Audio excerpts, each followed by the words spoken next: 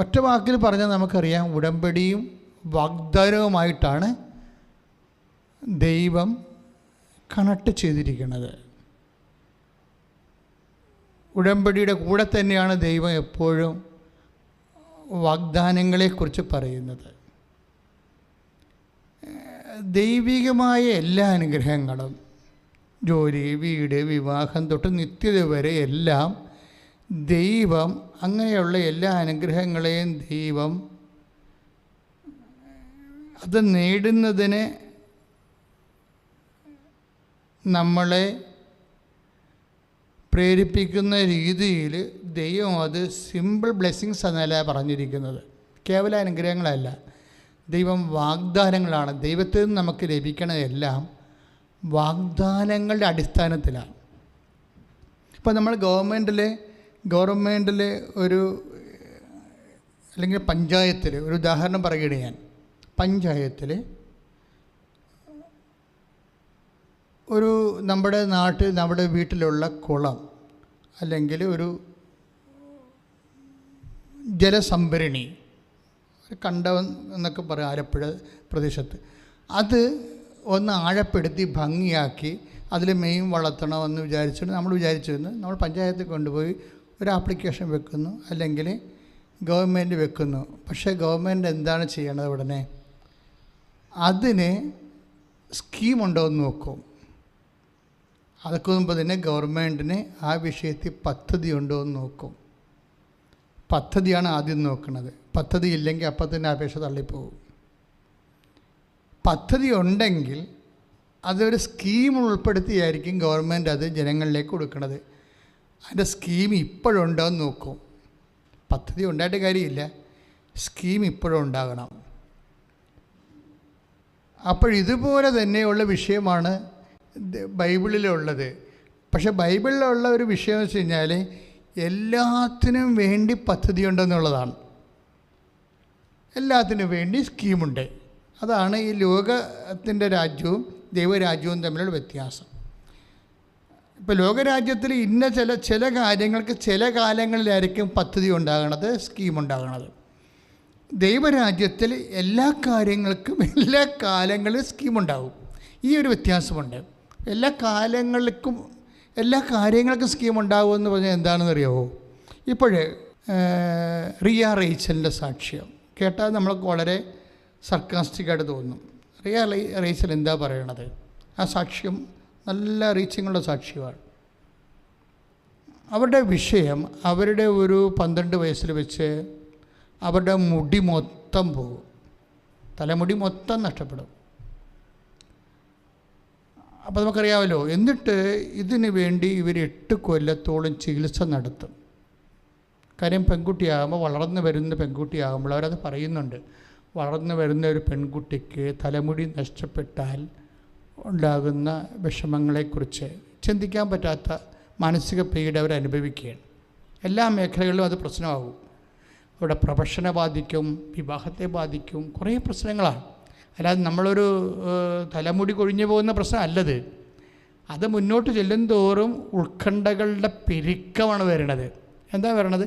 അത് അവരുടെ പ്രൊഫഷനെ ബാധിക്കും തീർച്ചയായിട്ടും. പിന്നീട് അവരുടെ വിവാഹത്തെ ബാധിക്കും. ഇങ്ങനെ കുറേ വിഷയങ്ങളാണ് അവർ അഭിമുഖീകരിക്കുന്നത്. അതുകൊണ്ട് അവർ 8 കൊല്ലമാണ് ഈ റിയ റേച്ചൽ ചികിത്സ നടത്തുന്നത്. അപ്പോൾ ദാറ്റ് മീൻസ് 8 കൊല്ലം എന്ന് പറയുമ്പോൾ ഒരുമാതിരിപ്പെട്ട ലഭ്യമായിട്ടുള്ള എല്ലാവിധ ചികിത്സകളും അവരത് നടത്തുകയാണ്. പക്ഷെ അതിന് വലിയ ഫലമില്ലെന്ന് പറയണത് നമ്മളുടെ ഒരു പാർശ്വമായിട്ട് കഷണ്ടിയായി പോകുന്ന അവസ്ഥയല്ല. ഇവർ ഫുൾ ബ്ലാഡഡാണ്. അതായത് മുഴുവൻ കഷണ്ടിയായി പോവുകയാണ്.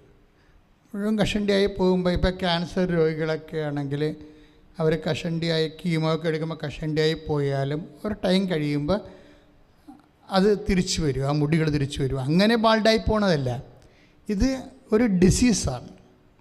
അവർ ആ ഡിസീസിൻ്റെ പേര് സാക്ഷ്യത്തിൽ പറയുന്നുണ്ട്. അലോപേഷ്യ ഓട്ടോ ഇമ്മ്യൂൺ ഡിസീസ് എന്നാണ്. അതെന്ന് വെച്ച് കഴിഞ്ഞാൽ അലോപേഷ്യ ഏരിയറ്റ ഓട്ടോ ഇമ്മ്യൂണിയൻ ഡിസീസ് എന്നാണ് അവർ പറയണത്. എന്ന് വെച്ചാൽ അതിൻ്റെ വിഷയം ഇത്രയേ ഉള്ളൂ, കോശങ്ങൾ തന്നെ കോശങ്ങളെ കൺസ്യൂം ചെയ്യും. അതാണല്ല ഓട്ടോ ഇമ്മ്യൂണിയൻ എന്ന് പറയണത്. അതായത് കോശങ്ങൾ തന്നെ കോശങ്ങളെ കൺസ്യൂം ചെയ്യും, തിന്നുകളയും. പിന്നെ ഒരിക്കലും രക്ഷപ്പെടത്തില്ല. ഇതിന് മരുന്നുമില്ല. ഈ ഒരു സ്ഥാനം അങ്ങനെ 8 കൊല്ലം മരുന്ന് കഴിച്ചു കഴിഞ്ഞിട്ട് ഇവർക്ക് കാര്യങ്ങൾ മനസ്സിലായി. എവിടെ ചെന്നാലും വൈദ്യശാസ്ത്രം നൽകുന്ന വൈദ്യശാസ്ത്രത്തിൻ്റെ ഒരു നിസ്സഹായ അവസ്ഥ ഉണ്ട് ഇവിടെ. അതായത് ഇത് കോശങ്ങളെ കഴിക്കുന്ന അലോപേഷ്യ ഏരിയറ്റ രോഗമാണ്, ഓട്ടോ ഇമ്മ്യൂണിയനാണ്, കോശങ്ങൾ കഴിക്കുന്നതാണ്. നമുക്ക് നിലവിൽ അതിന് മരുന്നില്ല എന്ന് പറയും. അപ്പോഴെന്ത് ചെയ്യും ഇവർ? ഇത്രയും നാൾ കാശ് കുറേ മുടക്കി കാണുമല്ല, ഒരു പക്ഷേ ആയിരക്കണക്കിന് രൂപ മുടക്കി കാണും. 8 ലക്ഷം 8 വർഷം എടുത്തില്ലേ? അപ്പോൾ ഈ കേസ് ഹിസ്റ്ററി നിങ്ങൾ ശ്രദ്ധിക്കണം. ഈശോയുടെ അമ്മയുടെ നടക്കുന്നതുകൊണ്ടാണ് ഞാൻ ഈശോയുടെ അമ്മയുടെ മധ്യസ്ഥ ഈശോ ചെയ്ത കാര്യങ്ങളെക്കുറിച്ചാണ് നമ്മൾ ഡിസ്കസ് ചെയ്യണത്, അല്ലാതെ ഒരു കഥ കേൾക്കുകയല്ല. ഈ അൾത്താറയെ വെച്ച് എന്താണ് അമ്മ ജീവനോടെ പ്രത്യക്ഷപ്പെട്ട അൾത്താറയിൽ വെച്ച് അമ്മയുടെ മധ്യസ്ഥത്തിൽ പണ്ട് കാനായിൽ വെള്ളം വീഞ്ഞാക്കിയ വിഷയം പറയുകയല്ല. ഇന്ന് ഈശോ ഇപ്പം ഇവിടെ വെച്ച് എന്ത് ചെയ്തതെന്നാണ് ഞാൻ പറയണത്. ഇത് നിങ്ങളുടെ ജീവിതത്തിൽ എന്ത് സംഭവിക്കും? അച്ഛൻ നിങ്ങൾ ശ്രദ്ധിച്ചുകൊണ്ടിരുന്നാൽ മതി. എന്തുകൊണ്ടാണ് നിങ്ങളുടെ ജീവിതത്തിൽ ഇതുപോലെ അത്ഭുതങ്ങൾ സംഭവിക്കാത്തതെന്ന് ചോദിച്ചാൽ അതിന് പല കാരണങ്ങളുണ്ട്. ഞാൻ ആ കാരണങ്ങളെല്ലാം പറയും. ആ കാരണങ്ങളെല്ലാം നിങ്ങൾ ഈ ധ്യാനത്തിലൂടെ റെക്ടിഫൈ ചെയ്താൽ ഇതുപോലെ തന്നെ സെയിം എക്സ്പീരിയൻസ് നമുക്ക് ഏത് സമയത്തും ഉണ്ടാവും. അത്ഭുതങ്ങളൊന്നും അത്ര ഒരു അകലെയല്ല. ശരിക്കും കൃപാസനത്തിൻ്റെ ചാനലിൽ നിങ്ങൾ സബ്സ്ക്രൈബ് ചെയ്യുമ്പോൾ അറിയാൻ പറ്റും. എല്ലാ ദിവസവും സാക്ഷ്യങ്ങൾ പറയുന്നുണ്ട് ആൾക്കാർ. ഞാൻ അതിലേക്ക് കടക്കുന്നില്ല. പക്ഷേ എന്താ ഞാൻ ഉദ്ദേശിച്ചതെന്ന് വെച്ച് കഴിഞ്ഞാൽ, ഈ അലോപേഷ്യ ഏരിയറ്റ രോഗത്തിന് മെഡിസിൻ ഇല്ല. അത് കോശങ്ങളെ തിന്നുന്ന രോഗമാണ്. പക്ഷേ ഈ മെഡിസിന് മെഡിസിൻ ഇല്ല എന്നുള്ളത് മനസ്സിലായി കഴിഞ്ഞപ്പോൾ ഇവരുടെ അമ്മ, ഈ റിയ റേച്ചലിൻ്റെ അമ്മയാണ് ഉടമ്പടി എടുക്കുന്നത്. അവർ ഉടമ്പടി എടുക്കുമ്പോൾ ഞാനിപ്പോഴും ഓർക്കുന്നുണ്ട് അവർ പറയുന്ന സാക്ഷ്യം. അതായത് അവരാദ്യം ഈ 6 കാര്യങ്ങൾ നമുക്ക് എഴുതാമല്ലോ. അപ്പോൾ 6 കാര്യങ്ങളിൽ ആദ്യം എഴുതണത് എന്താണെന്ന് അറിയാമോ? എൻ്റെ മകളുടെ തലയിൽ 10 വർഷമായിട്ട്, അതായത് 8 വർഷം മരുന്ന് ഉപയോഗിച്ചു, 2 വർഷം ഒരു മരുന്ന് ഉപയോഗിച്ചിട്ടെന്ന് അവർ പറയുന്നുണ്ട്. മാത്രമല്ല ഈ 8 വർഷം, ഈ 10 വർഷത്തോളം കാലം അവർ വേറെ വിഗ് വാങ്ങിച്ച് വെച്ച് നടക്കുകയാണ്. അതാണ് 8 വർഷം അല്ലെങ്കിൽ 10 വർഷം മുഴുവനും ഈ റിയ ഒരു വിഗ്ഗും വെച്ചാണ് നടക്കുന്നത്. അപ്പോൾ അത് ഇനി ഭാവിയിൽ ഡയറക്റ്റ് വിവാഹത്തിലൊക്കെ ചെല്ലുമ്പോഴൊക്കെ പ്രോബ്ലം ഉള്ളത് കൊണ്ടും പ്രൊഫഷൻ്റെ ജോലി പ്രശ്നങ്ങളൊക്കെ ഉള്ള കാരണം അവളുടെ അമ്മ ഇവിടെ ഉടമ്പടി എടുക്കുമ്പോൾ ആദ്യം വെക്കുന്ന കാര്യം എന്താണ്? എൻ്റെ മകളുടെ തലയിലുള്ള തലമുടിയെല്ലാം തിരിച്ചു വരണമെന്നാണ് ആദ്യം എഴുതി വെക്കണം, മാതാവിനോട് പറയണത്. അപ്പോൾ നിങ്ങളൊരു മനസ്സിലാക്കേണ്ടത്, ഈ 10 വർഷത്തിനുള്ളിൽ ഇവർ വേറെ ഒരിടത്തും പോയി പ്രാർത്ഥിച്ചിട്ടില്ലേ? അതാണ് ചോദ്യം. ഈ 10 വർഷത്തിനുള്ളിൽ ഇവർ വേറെ ഇതുപോലെയുള്ള പ്രാർത്ഥനാ സങ്കേതങ്ങളിൽ പ്രാർത്ഥിച്ചിട്ടില്ലേ? തീർച്ചയായിട്ടും പ്രാർത്ഥിച്ചിട്ടുണ്ട്. അവർക്ക് ലഭ്യമായ എല്ലാ പ്രാർത്ഥനാ രീതികളും അവർ ഉപയോഗിച്ചിട്ടുണ്ട്. വൈദ്യശാസ്ത്രം മാത്രമല്ല, അതിൻ്റെ ഇരട്ടി പ്രാർത്ഥിച്ചിട്ടുണ്ട്. അവർ പ്രാർത്ഥിച്ച വിഷയങ്ങളെ, പ്രാർത്ഥിച്ച ഇടങ്ങളെക്കുറിച്ച് സംസാരിക്കുന്നത്. എങ്ങനെ ഉടമ്പടി മറ്റ് പ്രാർത്ഥനാ രീതികളിൽ നിന്ന് ഡിഫർ ചെയ്തിരിക്കുന്നുവെന്ന് നമ്മൾ മനസ്സിലാക്കണം. എന്താണ് ഉടമ്പടിക്കുള്ള പ്രത്യേകത? ഈ ഉടമ്പടിയിൽ ഇത് വെക്കുകയും 90 ദിവസം, ഉടമ്പടിയുടെ ഡേറ്റ് എന്ന് പറഞ്ഞാൽ ആദ്യ ഘട്ടം എന്ന് പറയുന്നത് 90ആണ്. അത് വാഗ്ദാന പേടകത്തെ അടിസ്ഥാനപ്പെടുത്തിയുള്ള പഴയ നിയമത്തിൽ ദൈവത്തിൻ്റെ സാന്നിധ്യം വാഗ്ദാന പേടകത്തിൽ കുടികൊള്ളുന്നത്, ആ ദൈവസാന്നിധ്യമാകുന്ന കൃപാസനം, ആ ദൈവവചനം ഉൾക്കൊള്ളുന്ന കൃപാസനം എന്ന് പറയുന്ന സ്വർണ്ണ പേടകം ഒരു അനുഗ്രഹത്തിൻ്റെ ഒരു സ്ഥലത്തിരിക്കുമ്പോൾ 90 ദിവസമാണ് അതിരിക്കുന്നത്. പുതിയ നിയമത്തിൽ വരുമ്പോൾ പരിശുദ്ധ അമ്മയാണ് പഴയ നിയമത്തിൻ്റെ കൃപാസനത്തിൻ്റെ ഉള്ളിൽ സ്വർണ്ണപേടകത്തിൽ കർത്താവിൻ്റെ വചനമാണ് ദൈവസാന്നിധ്യമായിട്ടിരുന്നെങ്കിൽ, പുതിയ നിയമത്തിൽ പരിശുദ്ധ അമ്മയുടെ ഉദരത്തിൽ ജീവിക്കുന്നവനായ ദൈവം തമ്പുരാൻ, പുത്രൻ തമ്പുരാനാണ് വചനം മാംസമായി അമ്മയുടെ ഉദരത്തിൽ ഇരിക്കുമ്പോഴാണ് അമ്മ കൃപാസനമായി മാറണത്. അമ്മ ഈ കൃപാസനമെന്ന ഈ സ്ഥാപനത്തിൻ്റെ പേര് 89 അമ്മയോട് പറയണത്. അതായത് ഞാനൊരു മരിയൻ ഇയർ അന്നുണ്ടായിരുന്ന കാലത്ത് അമ്മയെ ഞാൻ 7000 കുടുംബങ്ങൾ അല്ല 1500 കുടുംബങ്ങൾ ഞാൻ കയറി ഇറങ്ങി അവർക്കൊണ്ട് ജപമാല ചെല്ലിച്ച് അമ്മയുടെ തിരുസ്വരൂപത്തെ സ്വീകരിച്ച ഒരു ആഗസ്റ്റ് 11 1987. അതിനുശേഷമാണ് എൻ്റെ ജീവിതത്തിലേക്ക് അമ്മ വളരെ ശ്രദ്ധയോടുകൂടി ഇടപെടാൻ തുടങ്ങിയത്. അല്ല, ഇത് ഓൾ ഓൺ എ സഡൻ 2004 സംഭവിക്കണ വിഷയമല്ല. 87 അതായത് ഞാനിത് പറയണമെങ്കിൽ, അതായത് നിങ്ങളും ഇതുപോലെ ഈ വിഷയങ്ങൾക്ക്, ദൈവികമായ കാര്യങ്ങൾക്ക് സീരിയസ്നെസ് കൊടുക്കാത്തത് കൊണ്ടാണ് ദൈവാനുഭവം ഉണ്ടാകാത്തത്. വേറെ ഒരു കാര്യമില്ല. ഞാൻ ഇന്ന് ഓർക്കുകൊണ്ട് മാതാവിൻ്റെ രൂപം കൊച്ചിയിൽ നിന്ന് ആലപ്പുഴയിൽ കൊണ്ടുവരുന്നതാണ് വിഷയം. അതിൽ ഇതുപോലെ എല്ലാ ഇടവക അംഗങ്ങളെയും മെഴുകുതിരിയും കത്തിച്ച് പുറത്തിറക്കി ആയിരങ്ങളെ കൊണ്ട് ജപമാല ചെല്ലിച്ച് അമ്മയെ സ്വീകരിക്കുമ്പോൾ, രാത്രി മുഴുവൻ പള്ളിയിൽ സ്വീകരിച്ചിട്ട് അവിടെ ഉണർന്നിരുന്ന് പ്രാർത്ഥിക്കുമ്പോൾ ആ പല ഇടവകകളിലൂടെയാണ് അമ്മ കടന്നു പോകുന്നത്. അപ്പം അമ്മയ്ക്കറിയാം ഏതെല്ലാം ഇടവകയിലൂടെ കടന്നു പോകുന്നുണ്ട്, എന്തൊക്കെയാണ് അവിടെയൊക്കെ സംഭവിച്ചതെന്ന്. ചില ആൾക്കാർ അട്ടിപ്പാർട്ടിക്കാർക്ക് പതാകയ്ക്ക് സ്വീകരണം കൊടുക്കണം. ഒരു മാലയെ വിട്ട് ഒരു കൈക്കാരന് ഒരു അച്ഛനൊക്കെ ഇട്ട് ഒരു മാലയൊക്കെ ഇട്ട് അമ്മയെ പറഞ്ഞു വിടും. ഇത് എന്താ സംഭവം എന്ന് വെച്ച് കഴിഞ്ഞാൽ, നമ്മൾ ദൈവത്തിന് എന്ത് പ്രാധാന്യം കൊടുക്കുന്നു, അതാണ് വിഷയം. അല്ല, ഇതൊക്കെ ഒരു ആചാര അനുഷ്ഠാന വട്ടമായിട്ട് നമ്മൾ ചെയ്തു പോയാൽ അങ്ങനെ ചെയ്ത് നമ്മൾ മരിച്ചു പോകും. പക്ഷെ ഓരോ വിഷയവും എൻ്റെ ദൈവത്തെ മഹത്വപ്പെടുത്താൻ വേണ്ടി പരിശുദ്ധാത്മാവ് നമുക്കൊരു ഒരു ഇൻറ്റ്യൂഷൻ തരണം. അതായത് പ്രെയർ സീരിയസ് ആയിട്ട് എടുക്കുന്ന ആൾക്കാർക്ക് ഇൻറ്റ്യൂഷൻ കിട്ടും.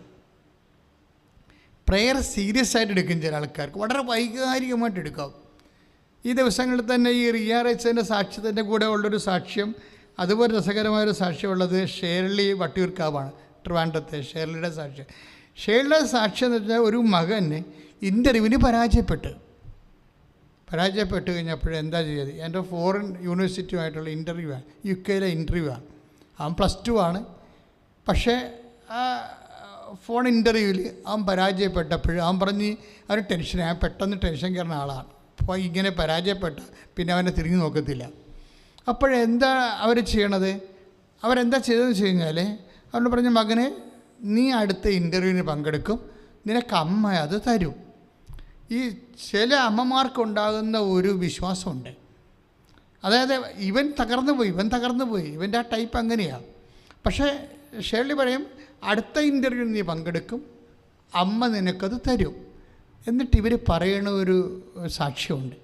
ഞാനൊരു കാശുരൂപം കൃപാസനത്തിൽ വന്ന് അച്ഛനോട് വെഞ്ചരിച്ചുകൊണ്ട് പോയിട്ട്, ഞാൻ ഇൻ്റർവ്യൂവിന് പോകുന്ന സമയത്ത് അവൻ്റെ കാശുരൂപം അവൻ്റെ പോക്കറ്റിലിട്ട് കൊടുത്ത്, പോക്കറ്റിലിട്ടല്ല പ്രശ്നം, പോക്കറ്റിലിട്ടിട്ട് ആ കാശുരൂപത്തിൽ അമ്മയുടെ മുഖം അവൻ്റെ ഹൃദയത്തിലേക്ക് തിരിച്ചാണ് ഞാൻ ഇട്ടിരിക്കുന്നത്. ഒരു വിഷയം ചെയ്യേണ്ട രീതി കണ്ടില്ലേ? ഒരു കാശുരൂപമുണ്ട്, നീ ഇതുകൊണ്ട് പ്രാർത്ഥിക്കുക, അങ്ങനെയല്ല പറയണത്. അവർ പറയണത് ആ കാശുരൂപം കൊണ്ടുപോയിട്ട് അവൻ്റെ പോക്കറ്റ് ഇട്ടിട്ട് അത് മാതാവിൻ്റെ മുഖം അവൻ്റെ ഹൃദയത്തിലേക്ക് തിരിച്ചാണ് ഇരിക്കണമെന്ന് നോക്കിയിട്ട് അങ്ങനെ ഒരു പ്ലേസ് ചെയ്തെന്നാണ് പറയണത്.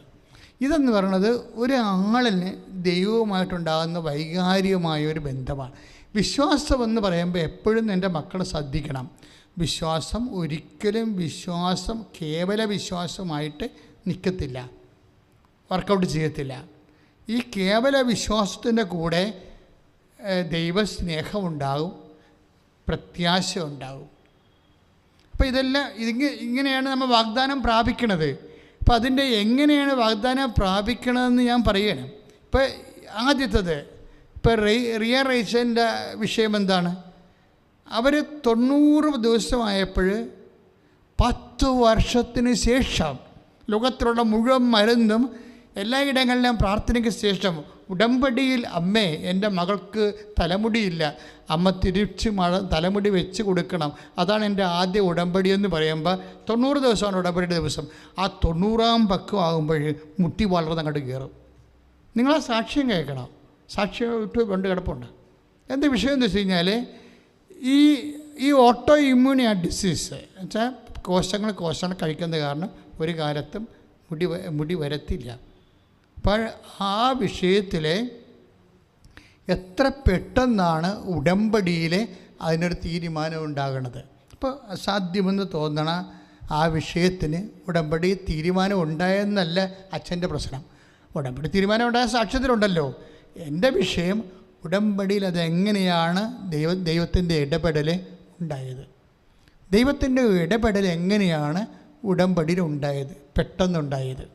അതെന്ന് വെച്ച് കഴിഞ്ഞാൽ അതിൻ്റെ കാരണം ഇവരുടെ വിശ്വാസമാണ്. ഒന്ന് വെച്ചാൽ റിയ റൈച്ചൻ്റെ അമ്മ മാതാവിൻ്റെ മധ്യസ്ഥത്തിൽ കലർപ്പില്ലാതെ വിശ്വസിക്കുന്നു.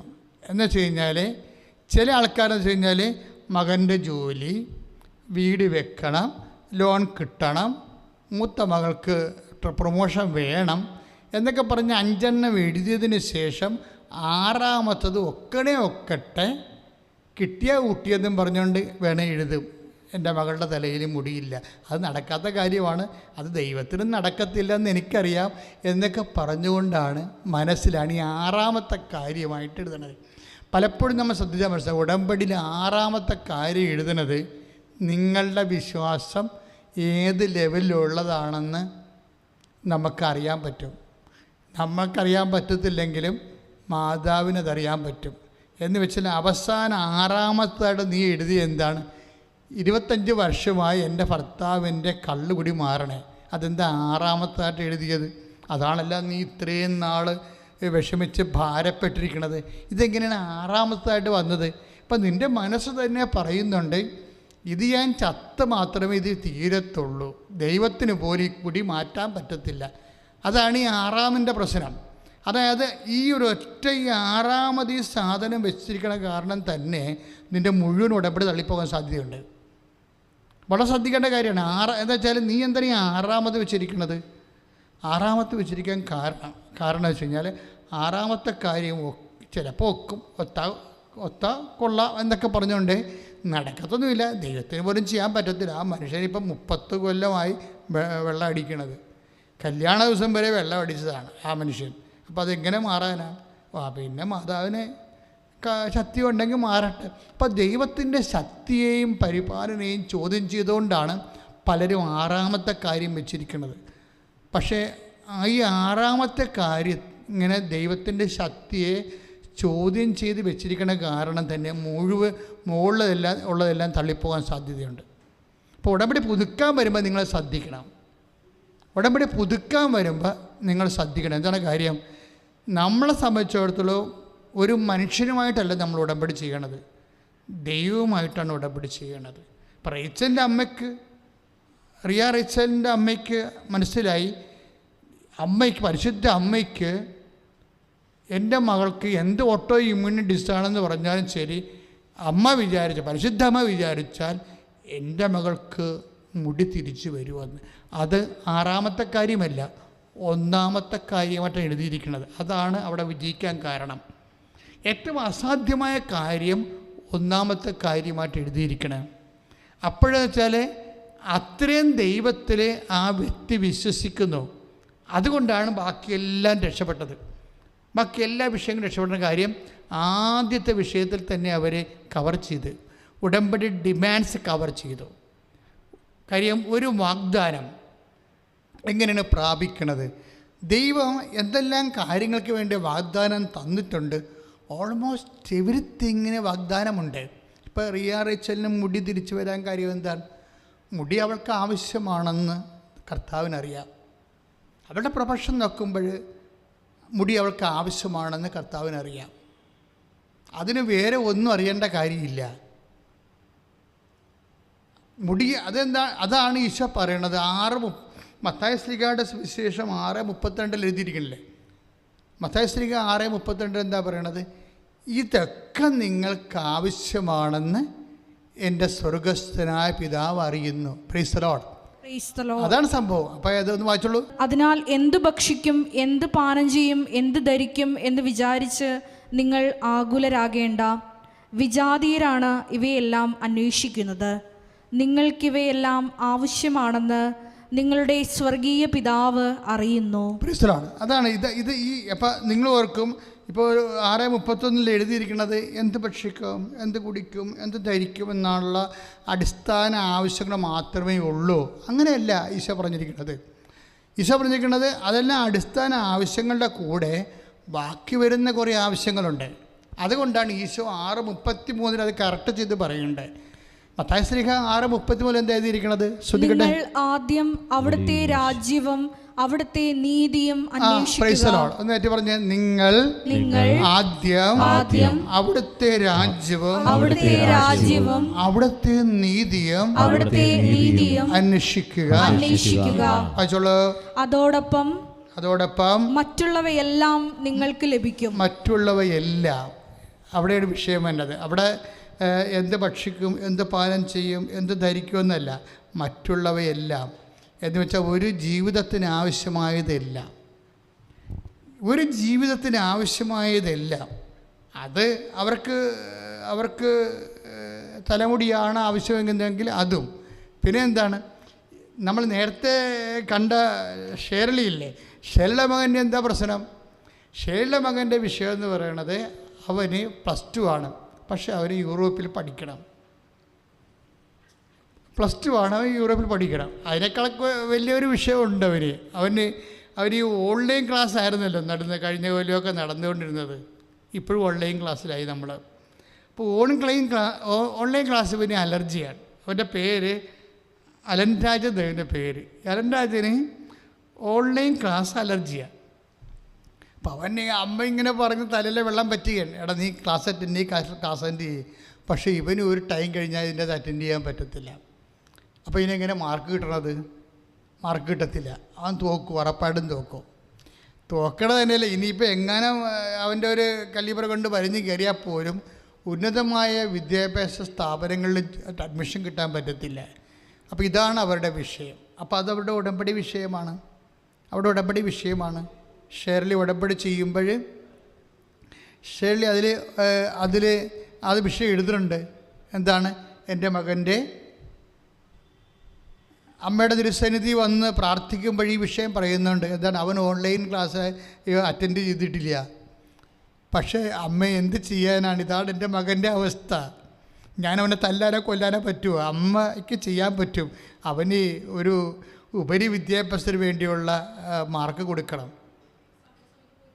അപ്പോൾ അതെന്ത് സംഭവിച്ചു കഴിഞ്ഞാൽ അതിനിവർ ചെയ്യണ കാര്യത്തിൽ ഇവനോട് പറയും, നീ പരീക്ഷ എഴുത്, പറ്റണ പോലെ പഠിച്ച് പരീക്ഷ എഴുത്, ബാക്കിയുള്ളത് അമ്മയോട് പറഞ്ഞുകൊണ്ട് മധ്യസ്ഥം വഹിച്ച് നിനക്ക് മാർക്ക് വാങ്ങിച്ചു തരാമെന്നാണ് പറയണത്.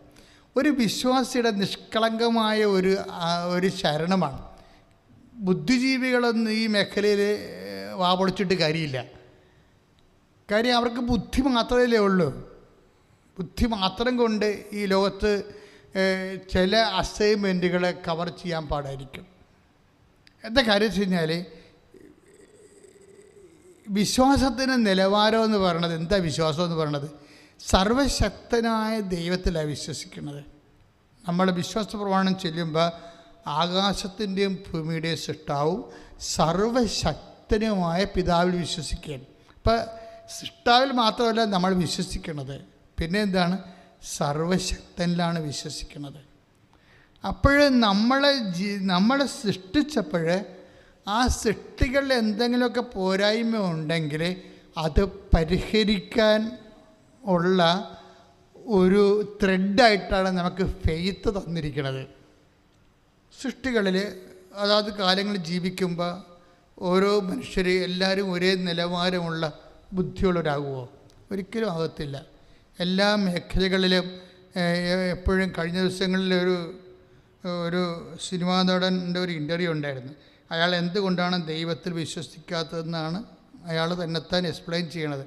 അത് അയാൾ ഒരു അവിശ്വാസിയാണെന്ന് നാട്ടുകാരെ ബോധിപ്പിക്കാൻ വേണ്ടി ഒരാളെ കെട്ടിയെടുത്ത് അയാളെ ഇൻ്റർവ്യൂ ചെയ്യിക്കുകയാണ്. അവരാരെ ഇൻ്റർവ്യൂ ചെയ്യാൻ വന്നതല്ല, ഇയാളുണ്ടാക്കിയ ഒരു ഇൻ്റർവ്യൂ ആണത്. അത് കേൾക്കും പറയാൻ പറ്റും. അയാൾ അതിനകത്ത് പറയുന്ന സാധനം, ദൈവം എന്തുകൊണ്ടാണ് ദൈവത്തിൽ ഞാൻ വിശ്വസിക്കാത്തത്? ഇവിടെ പാവപ്പെട്ടവരുള്ളത് കൊണ്ടാണ്.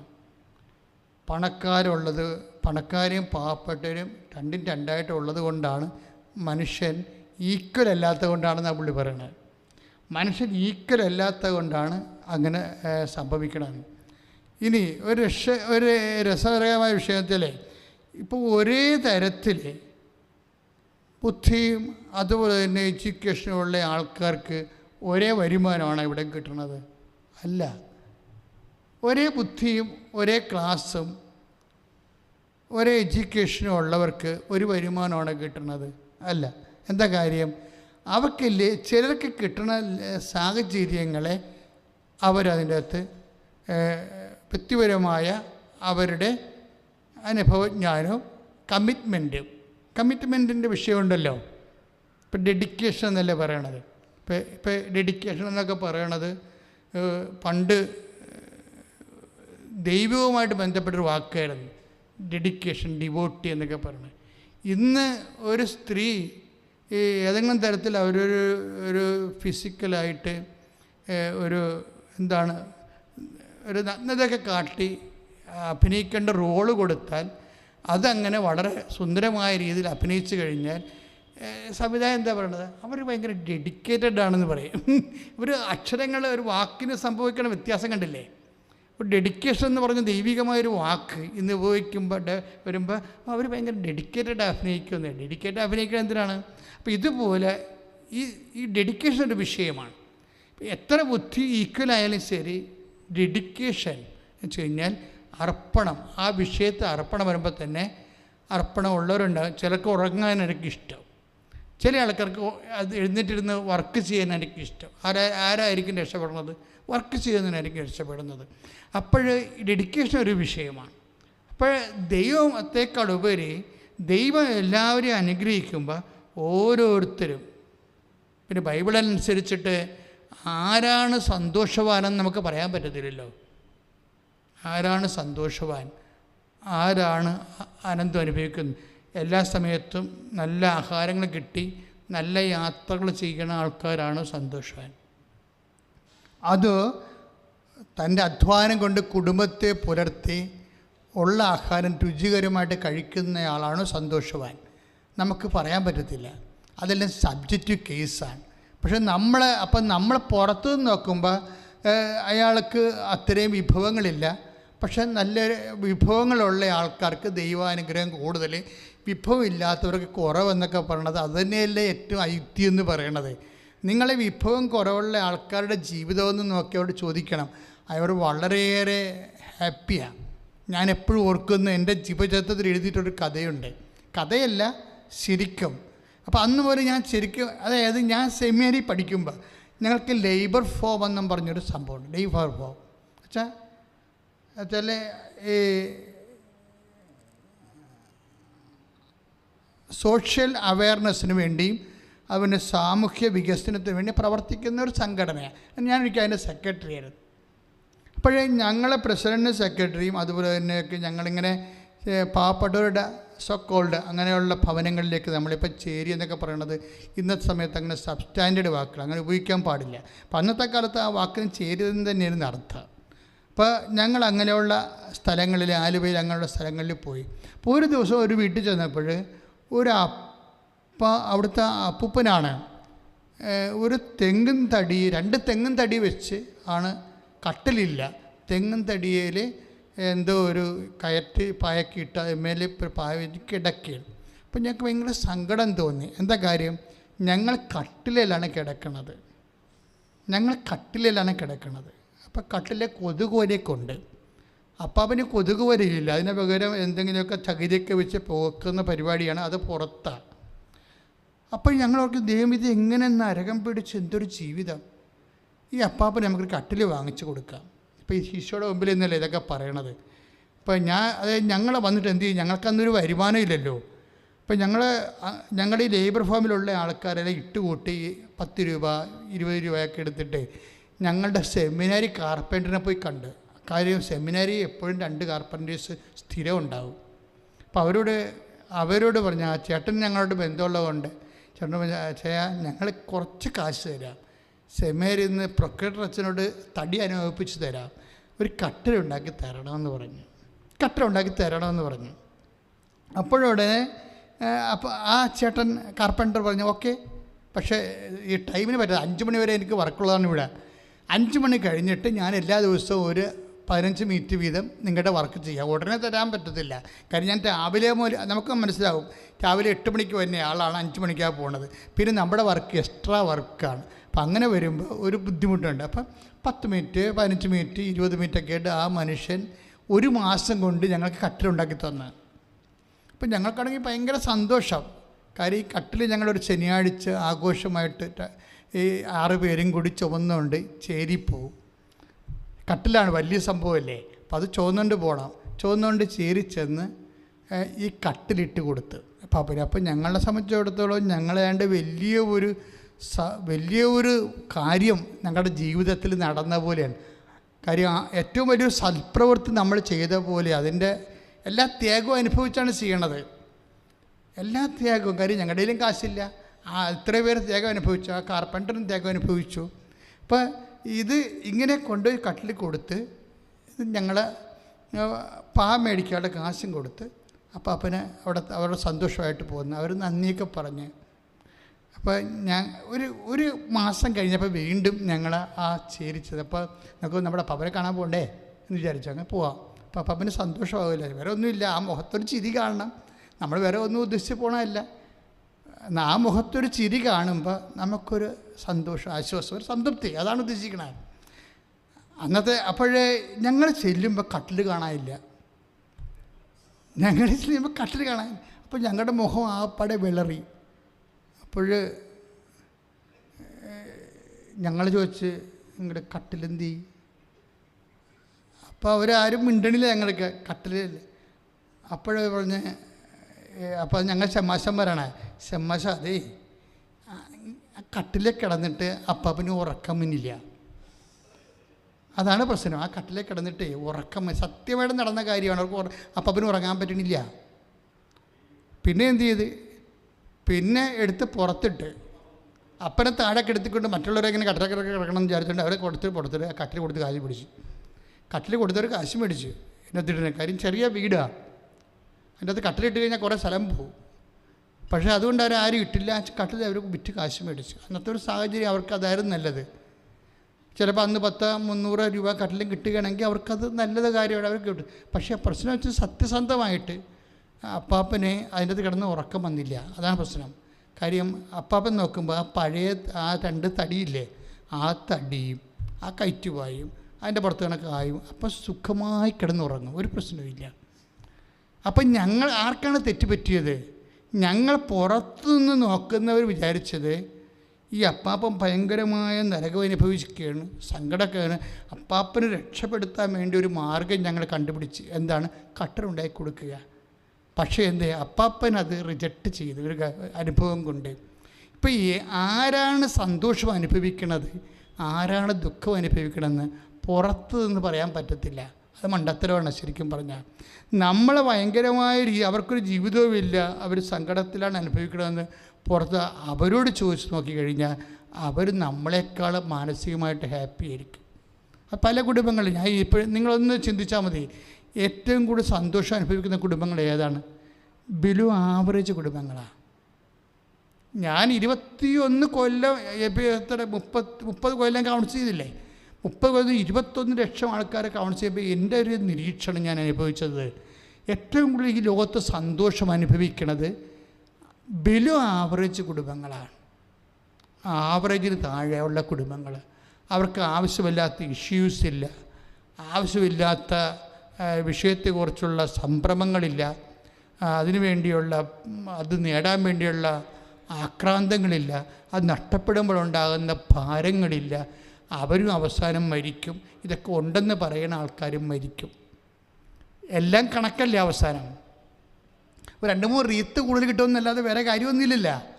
നമ്മൾ സിമിത്തേരി ചെന്ന് നോക്കും മനസ്സിലാകും. ഈ സിമിത്തേരിൽ നമ്മൾ എപ്പോഴും അടക്കത്തിന് ഞാൻ പോകുമ്പോൾ ഓരോരോ കുഴികൾ തമ്മിലുള്ള വ്യത്യാസം നോക്കുമ്പോൾ ചില കുഴികൾക്ക് ഒരു 10 റീത്ത് കൂടുതലായിരിക്കും, അത്രേ ഉള്ളൂ, വേറെ ഒരു സാധനവും ഇല്ല. അതായത് ചില കുഴികൾക്ക് സെമിത്തേരി നോക്കിയാൽ ചിലപ്പോൾ 5 റീത്ത് ചിലവുണ്ട്, ചില അടുത്ത് 10 റീത്ത് ഉണ്ടാകും. എന്നിട്ട് നമ്മൾ കുഴിയാഴ്ചക്ക് ചെല്ലുമ്പോഴാണ് ഈ റീത്തെടുത്ത് ദൂരെ എറിയണ കാണാം. ആര്? കുഴിവെട്ടി. എന്തിനാണ് എറിയണമെന്ന് വെച്ച് കഴിഞ്ഞാൽ ഇത് ശല്യമാണേ. ഈ റീത്തും അതിൻ്റെ പുറത്ത് കിടക്കണ ഈ ചുറ്റിക്കെട്ടും പിന്നെ ചീഞ്ഞ പൂവും എല്ലാം കൂടി അവർ കൊണ്ടുപോയി തെമ്മാടിക്കുഴിയിലിടും. ബന്ധുക്കൾ വലിയ സ്വന്തമായിട്ട് കൊടുത്ത സാധനത്തിന് അവസാനം പോയി ഈ റീത്തുകൾ വീഴണത് തെമ്മാടിക്കുഴിയിലാണ്. അപ്പോൾ അവസാനം ഒരു കാര്യവും വ്യത്യാസമില്ല. അപ്പം നമ്മൾ പുറത്ത് നിന്ന് അപ്പോൾ ദൈവം ശരിക്കും പറഞ്ഞാൽ ആരോട് ഈശോ പറയുന്ന ഏറ്റവും നല്ല വാക്കുകളിലൊന്നാണ്. ഒന്ന് ശ്രദ്ധിക്കട്ടെ മക്കളെ.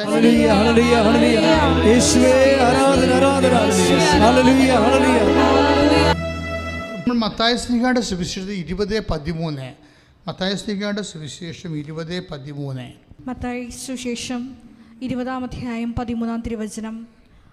അവൻ അവരിൽ ഒരുവനോട് ഇങ്ങനെ മറുപടി പറഞ്ഞു, സ്നേഹിത, ഞാൻ നിന്നോട് ഒരനീതിയും ചെയ്യുന്നില്ല. ഒരു ധനാറയ്ക്കല്ലേ നീ എന്നോട് സമ്മതിച്ചിരുന്നത്. അതായത് ദൈവത്തിൻ്റെ ഒരു നിലപാട് ഇതാണ്. ദൈവത്തിൻ്റെ നിലപാടാണ് ഈശോ വ്യക്തമാക്കുന്നത്. അതായത് സ്നേഹിത, നിന്നോട് ഞാൻ ഒരു അനീതിയും ചെയ്തിട്ടില്ല. എന്താണ്? നീ ഒരു ധനാറയ്ക്കിനെ സമ്മതിച്ചു, നിൻ്റെ കൂലി വാങ്ങിക്കൊണ്ട് പോവുക.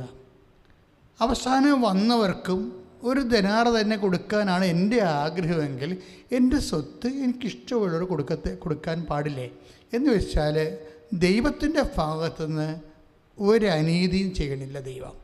പക്ഷെ അത് വിശ്വസിക്കാൻ മനസ്സിലാകത്തുള്ളൂ. അത് മനസ്സിലാക്കണമെങ്കിൽ പരിശുദ്ധാത്മാവ് എക്സ്ട്രാ വേണം. അവിടെയാണ് വിഷയം വേണ്ടത്. പരിശുദ്ധാത്മാവില്ലാത്ത ലോകത്താന്മാർ കാണുമ്പോൾ എല്ലാത്തിലും അനീതി കാണും. കാര്യം എന്താണ്? അവന് അത് കാണാനുള്ള പ്രത്യേകമായ ദൈവത്തിൻ്റെ മനസ്സറിയാനുള്ള. ഇപ്പം നമ്മളെ എഫേസ്യസ് ലേഖനം 1:18 ശ്രദ്ധിക്കട്ടെ.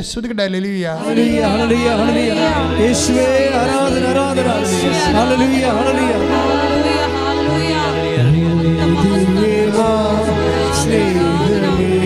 ഹല്ലേലൂയ യേശുവേ നന്ദി യേശുവേ ആരാധന ഹല്ലേലൂയ മഹത്വം മഹത്വം ആരാധന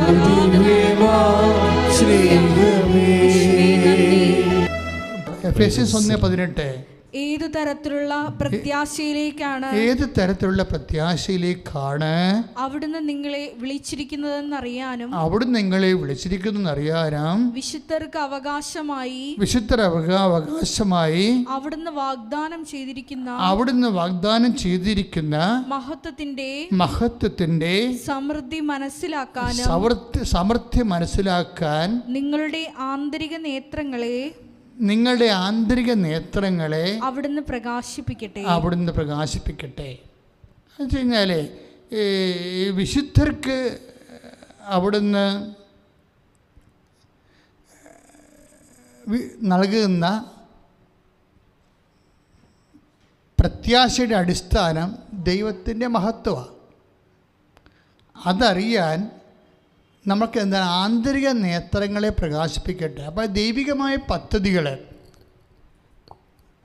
നമ്മൾക്കറിയണമെന്നുണ്ടെങ്കിൽ ഈ ആന്തരിക നേത്രങ്ങളെ പ്രകാശിപ്പിക്കണം. അതായത് ആന്തരിക നേത്രങ്ങളെ പ്രകാശിപ്പിക്കുന്നത് പരിശുദ്ധാത്മാവാണ്. ഇപ്പോൾ പരിശുദ്ധാത്മാവിലാണ്.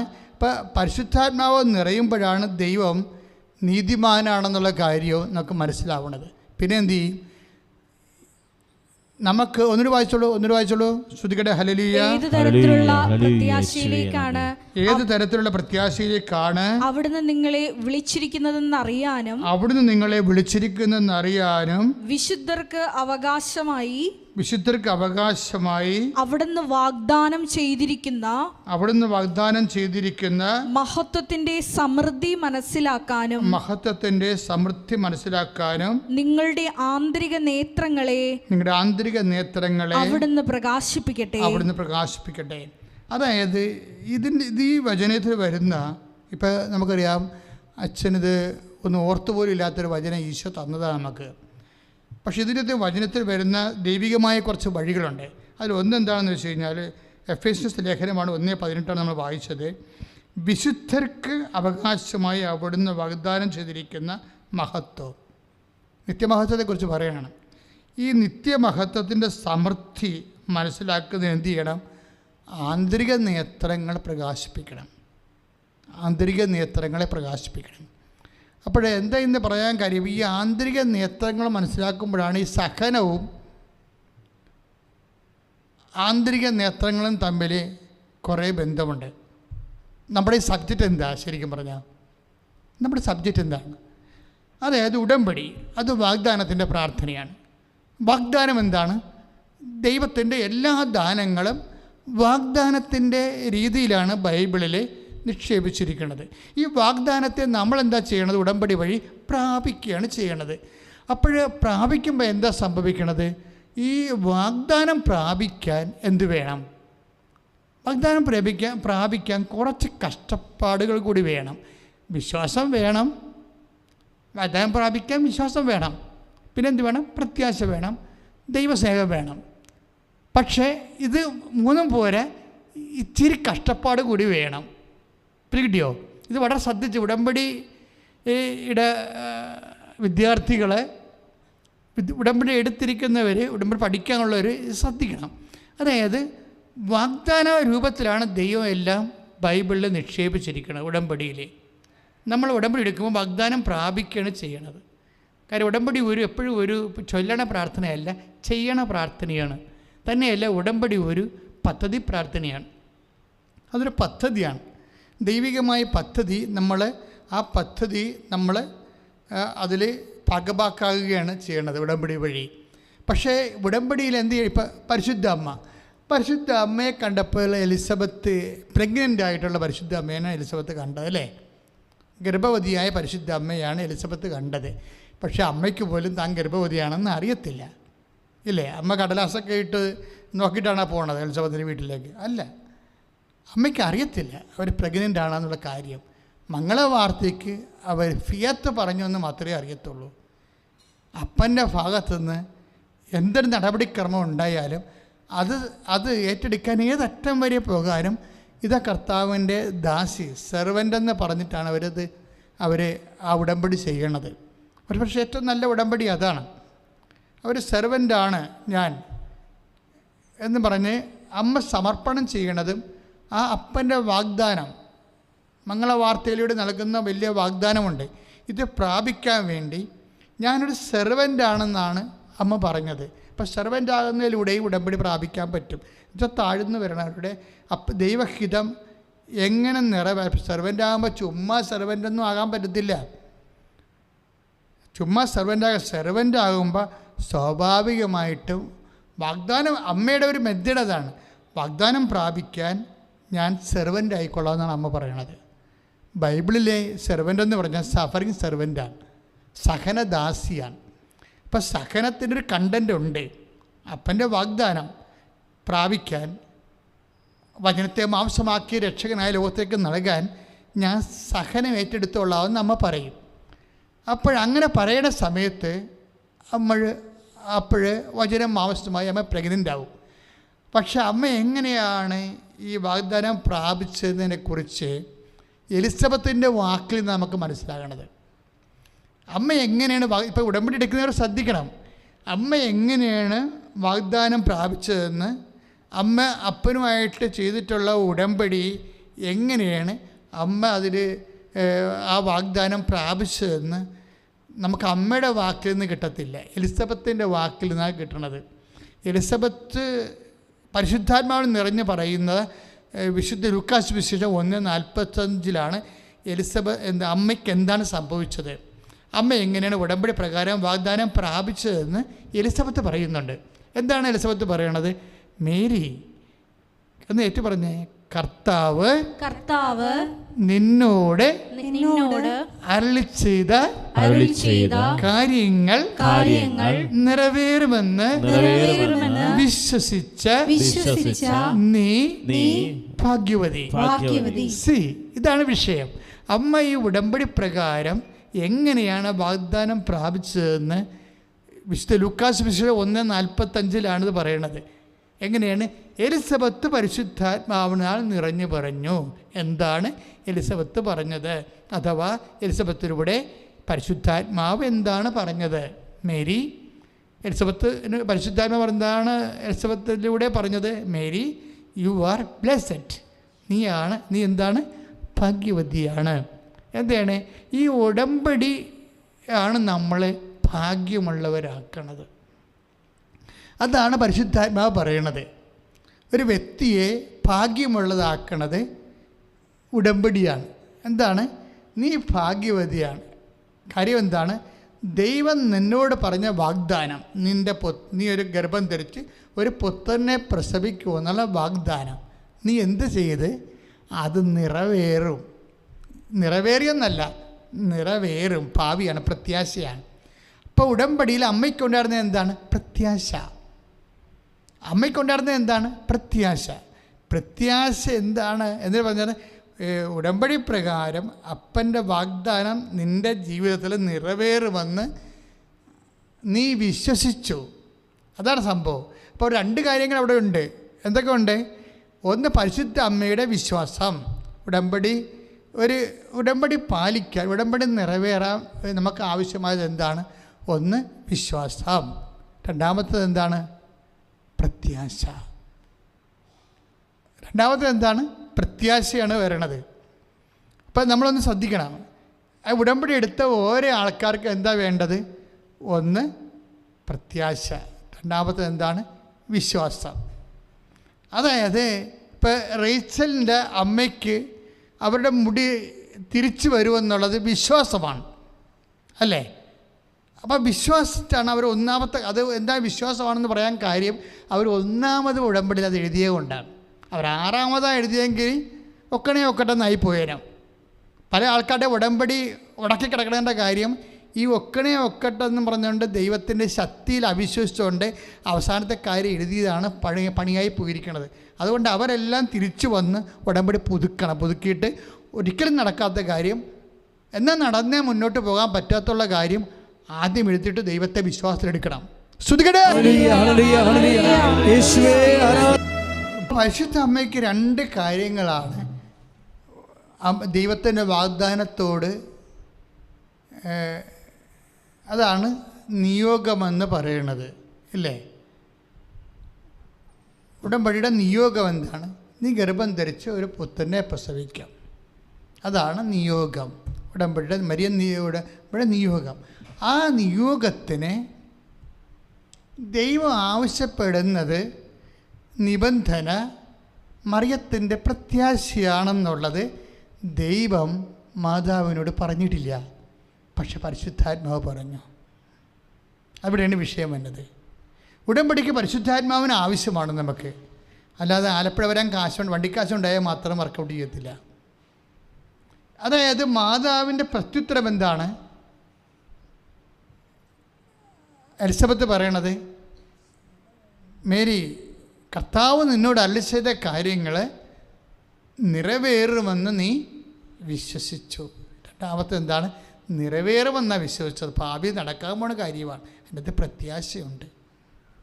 പ്രത്യാശയുണ്ട്.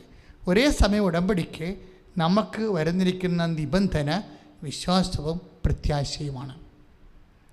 ഈ വിശ്വാസവും പ്രത്യാശയും എന്ന് പറയുമ്പോൾ ഇപ്പം എന്താണ് ചെയ്യണത്? ഇപ്പോൾ അവരുടെ പേരെന്നാ നമ്മൾ കണ്ടത്? ഷെർലി, അല്ലേ? ഷെർലി പട്ടിയൂർക്കാവിൽ എന്താ ചെയ്യണം?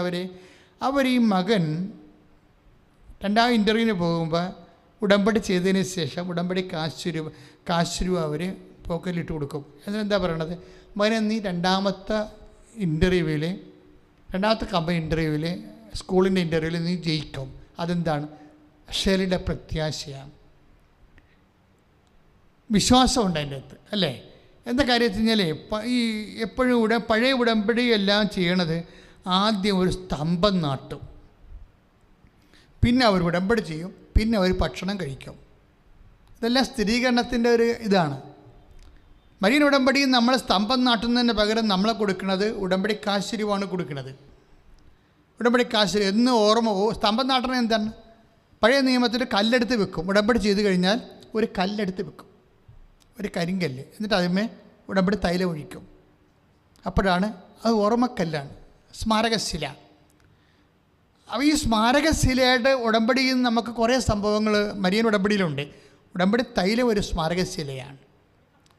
പിന്നെ ഉടമ്പടി പത്രിക, പിന്നെ ഉടമ്പടി കാശ്രൂപം, ഇങ്ങനെ കുറേ സ്മാരകശിലകളുണ്ട്. പക്ഷേ എന്താ സംഭവം, ഇതെല്ലാം ഈ ശില നാട്ടണം എന്തിനാണെന്ന് പഴയ നിയമത്തിൽ ഉടമ്പടി എടുക്കുന്നവർ ഞാൻ യഹോവയുടെ നാമത്തിൽ ചെയ്ത ഉടമ്പടിയുടെ ഓർമ്മയാണതെല്ലാം. അതുകൊണ്ട് ഞങ്ങൾ നിർബന്ധമായിട്ട് പറയും ഉടമ്പടി കാശ്രൂപം പോകരുത് എന്ന് പറയും. കാശ്രൂപം ആർക്കെങ്കിലും നഷ്ടപ്പെട്ടുണ്ടെങ്കിൽ, ഇൻ കേസ് അവർക്ക് കാര്യം അറിയാൻ പാടില്ലാതെ അല്ലെങ്കിൽ എങ്ങനെയെങ്കിലും പോയിട്ടുണ്ടെങ്കിൽ ഡാമേജ് ആയാൽ തിരിച്ചു കൊടുക്കും. കാര്യം അത് ഞങ്ങൾക്കറിയാം അതിൻ്റെ വില എന്താണെന്നറിയാം. അപ്പോൾ നിങ്ങൾക്കും അറിയണം. അതുപോലെ ഇത് ഉടമ്പടി പ്രകാരമുള്ള ഓർമ്മ ആയിട്ടുള്ള തിരുവസ്തുക്കളാണ് അതെല്ലാം. അപ്പം അത് നിങ്ങളതുപോലെ തന്നെയാണ് കരുതേണ്ടത്. ചില ആൾക്കാർക്ക് കരുതൽ കൂടുതലാണ്. കഴിഞ്ഞാൽ ഉടമ്പടി കിട്ടിയിരിക്കുന്ന വസ്തു എന്താണെന്ന് ചിലർക്ക് വല്ലാണ്ടങ്ങോട്ട് അറിയാം. അവിടെയാണ് പ്രശ്നം. ചിലർക്ക് അറിയാം, ചിലർക്ക് വല്ലാണ്ടറിയാം എന്തെല്ലാമാണ് കിട്ടിയിരിക്കണമെന്ന്. ഏറ്റവും കൂടുതൽ കഷ്ടപ്പെടുന്നവർക്ക്, ഇതിനു വേണ്ടി ഇൻവെസ്റ്റ് ചെയ്യുന്നവർക്കാണ് ഏറ്റവും ക്വാളിറ്റി ആയിട്ടുള്ള സാക്ഷ്യങ്ങളുള്ളത്. കാര്യം നമ്മൾ ഉടമ്പടി നമ്മളെ പഠിപ്പിക്കുന്ന കുറേ പാഠങ്ങളുണ്ട്. ചില ആൾക്കാർ അടുത്ത ബസ് സ്റ്റോപ്പിൽ വന്ന ശേഷം പറയും ഞങ്ങൾക്ക് പോകണം എന്ന് പറഞ്ഞാൽ വന്ന് ധൃതി ഉണ്ടാക്കും. അപ്പം ഞങ്ങൾ ചിലപ്പോൾ അടുത്ത 2 സ്റ്റോപ്പിൻ്റെ അപ്പുറത്തുള്ള ആൾക്കാരായിരിക്കും കൃപാസനത്തിന്. ഇപ്പം ഞങ്ങൾ എന്താ പറയണം അവരോട്, ദയവായിട്ട് ഇവിടുന്ന് മാറത്തന്നെന്നേ പറയത്തുള്ളൂ. അല്ല നിങ്ങൾ ഉടമ്പടി എടുക്കണം ഒന്നും പറയത്തില്ല. കാര്യം ഇവരെ കൊണ്ട് ഉടമ്പടി എടുത്തിട്ട് ദൈവത്തിനൊന്നും നേടായില്ല ഞങ്ങൾക്കറിയാം. കാര്യം അവർക്ക് അതിനകത്ത് ഇൻവെസ്റ്റ് ചെയ്യാൻ അവിടെ ഒന്നുമില്ല. ഉടമ്പടിക്ക് ഇൻവെസ്റ്റ് ചെയ്യേണ്ടത് എന്താണ്? ഉടമ്പടിയിൽ ഇൻവെസ്റ്റ് ചെയ്യണം. ഇപ്പോൾ സാക്ഷി കിട്ടിയിട്ടുണ്ട്, ചേർത്തലയിലുള്ള സാക്ഷിയാണ്, ആലപ്പുഴത്തെ സാക്ഷിയാണ്. അതിടാൻ കാര്യം എന്ന് വെച്ച് കഴിഞ്ഞാൽ വർഗീസ് എന്നൊരാളാണ് സാക്ഷ്യം പറഞ്ഞിരിക്കുന്നത്. എന്താ ഇവിടെ പ്രശ്നം വെച്ച് കഴിഞ്ഞാൽ 40 വർഷമായിട്ട് അദ്ദേഹത്തിന് വഴിയില്ല, പുറത്തേക്ക് പോകാൻ വഴിയില്ല. ഇതിൻ്റെ അകത്ത് വരുന്ന വിഷയം എന്ന് പറയണത്, ഇദ്ദേഹത്തിൻ്റെ 9 വീട്ടുകാരും ഉണ്ട് അടുത്ത്. അവർ വെള്ളത്തിലൂടെയാണ് പോകുന്നത്. അപ്പം ഞാൻ ഓർത്തു ഒട്ടൊപ്പം വെള്ളത്തിലാണ് പോകണത്. അപ്പോൾ എല്ലാ മാസവും തന്നെ ഇത് ആവശ്യമുണ്ട്. അതായത് തണ്ണീർമുക്കം കായലിൽ കൂടെ ഉപ്പ് വെള്ളം കയറി വരുമ്പോൾ ഇവിടെ വീടിൻ്റെ വക കയറും. തണ്ണീർമുക്കം കായലിലൂടെ അദ്ദേഹം അത് പ്രത്യേകം പറയുന്നുണ്ട്, തണ്ണീർമുക്കം കായലിലൂടെ ഉപ്പ് കയറി വരുമെന്ന്.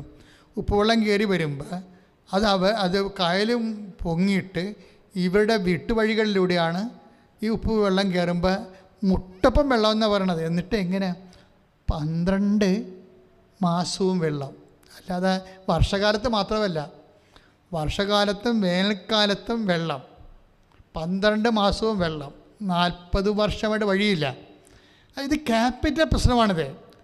എന്നിട്ട് ഈ വർഗീസ് ഒന്ന് ഉടമ്പടി ചെയ്യും, അമ്മ എനിക്ക് വഴിയില്ല, ഞാൻ മുട്ടപ്പം നീന്തിയാണ് 12 മാസവും ജീവിക്കണത്, എനിക്കൊരു സമാധാനം ഉണ്ടാക്കി തന്നെ. കാര്യം എന്താ വെച്ച് കഴിഞ്ഞാൽ ആ വഴിയിൽ അവർക്കുള്ള വഴിയുടെ അവിടെ കേസിൽ കിടക്കണതാണ് സംഭവം. കേസിൽ കിടക്കണ കാരണമാണ് അവർക്ക് വഴി കിട്ടാത്തതിൻ്റെ പ്രധാനപ്പെട്ട കാര്യം. അപ്പം കേസ് മാറാൻ വേണ്ടിയാണ് പ്രാർത്ഥിക്കുന്നത്. പക്ഷേ ഈ വർഗീസിൻ്റെയൊക്കെ കുറേ പേയ്മെൻറ്റ് അമ്മ ചോദിക്കുന്നുണ്ട്. എന്ന് വെച്ചാൽ മകനെ ഇത് ചെയ്തു തരാം, ആദ്യം നീ വിശ്വാസം പ്രഖ്യാപിക്കാൻ പറയും.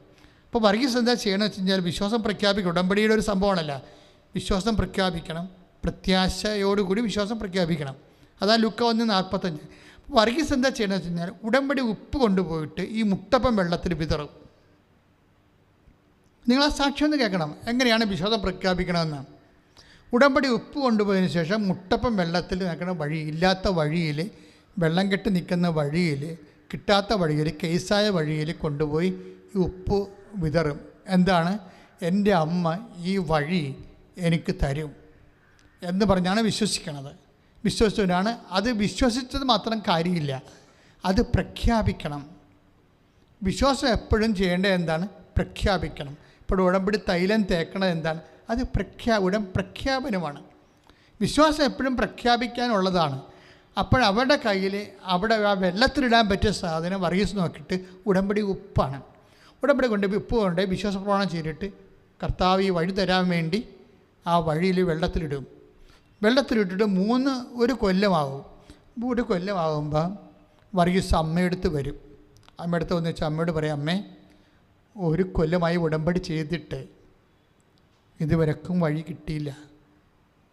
അത് ആ അമ്മയോട് പറയുന്ന ഒരു രീതിയുണ്ട്. അതായത് ഒരു സ്നേഹം അതിൻ്റെ അകത്തുണ്ട്.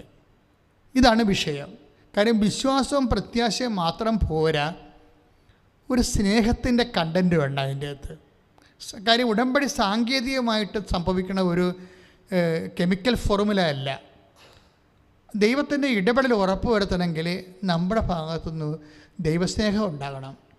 അപ്പോൾ വർഗീസ് കർത്താവിൻ്റെ അടുത്ത് നിന്ന് അമ്മയോട് വന്നിട്ടും അമ്മയോട് പറയാം, അമ്മേ, അത് നമ്മുടെ വീട്ടിലെ അമ്മച്ചിയോട് പറയണ പോലെ ഉള്ള സ്നേഹത്തിൽ പറയാം, അമ്മേ, ഉടമ്പടി എടുത്തിട്ട് ഒരു കൊല്ലമായി വരുന്നു, എനിക്ക് വഴി കിട്ടിയില്ല, എനിക്ക് വഴി കിട്ടാതെ ഇനി മുന്നോട്ട് പോകാൻ പറ്റത്തില്ല, അമ്മ എന്തെങ്കിലും ചെയ്യണം, അമ്മ എന്തെങ്കിലും ചെയ്യണമെന്നാണ് പറയുന്നത്. അതാണ് സംഭവം. അപ്പോഴെന്ന് വെച്ച് കഴിഞ്ഞാൽ അമ്മ എന്തെങ്കിലും ചെയ്യണമെന്ന് നമ്മൾ മനുഷ്യന്മാരോട് പറയണ പോലെയുള്ള സ്നേഹത്തിൽ ഈ മനുഷ്യൻ പറയും. അത് അമ്മയുടെ ചങ്കിരിക്കുള്ളൂ ആ സംഭവം. ദൈവത്തിനോട് പ്രാർത്ഥിക്കണമല്ല പ്രശ്നം, ദൈവത്തിൻ്റെ ചങ്കിൽ കൊള്ളണം. അതിന് അവിടെ പിന്നെ എന്താ സംഭവിക്കണമെന്ന് വെച്ച് കഴിഞ്ഞാൽ, ഈ മനുഷ്യൻ ചിന്തിക്കാത്ത രീതിയിൽ 3 മീറ്റർ വീതിയിൽ വേറെ ഒരു വഴി ഈ മനുഷ്യന് വേറെ പറമ്പിൽ നിന്ന് വെട്ടി ഈ മനുഷ്യൻ്റെ വീട്ടിലോട്ട് കൊണ്ടുവരും അമ്മ. അത് സംഭവം ഭയങ്കരമാണ്. അത് പറയുമ്പോൾ അത് സാക്ഷ്യം എക്സ്പ്ലെയിൻ ചെയ്യുന്ന വ്യക്തി അവിടെ പറയുന്നുണ്ട്, ജോമളാണ് അത് എക്സ്പ്ലെയിൻ ചെയ്യണത്. അവർ പറയുന്നുണ്ട്, അതായത് നിങ്ങൾ ഉള്ളതാണത്. എന്താണെന്ന് വെച്ചാൽ യോശുവ 3 പറയും, ഇതുവരെ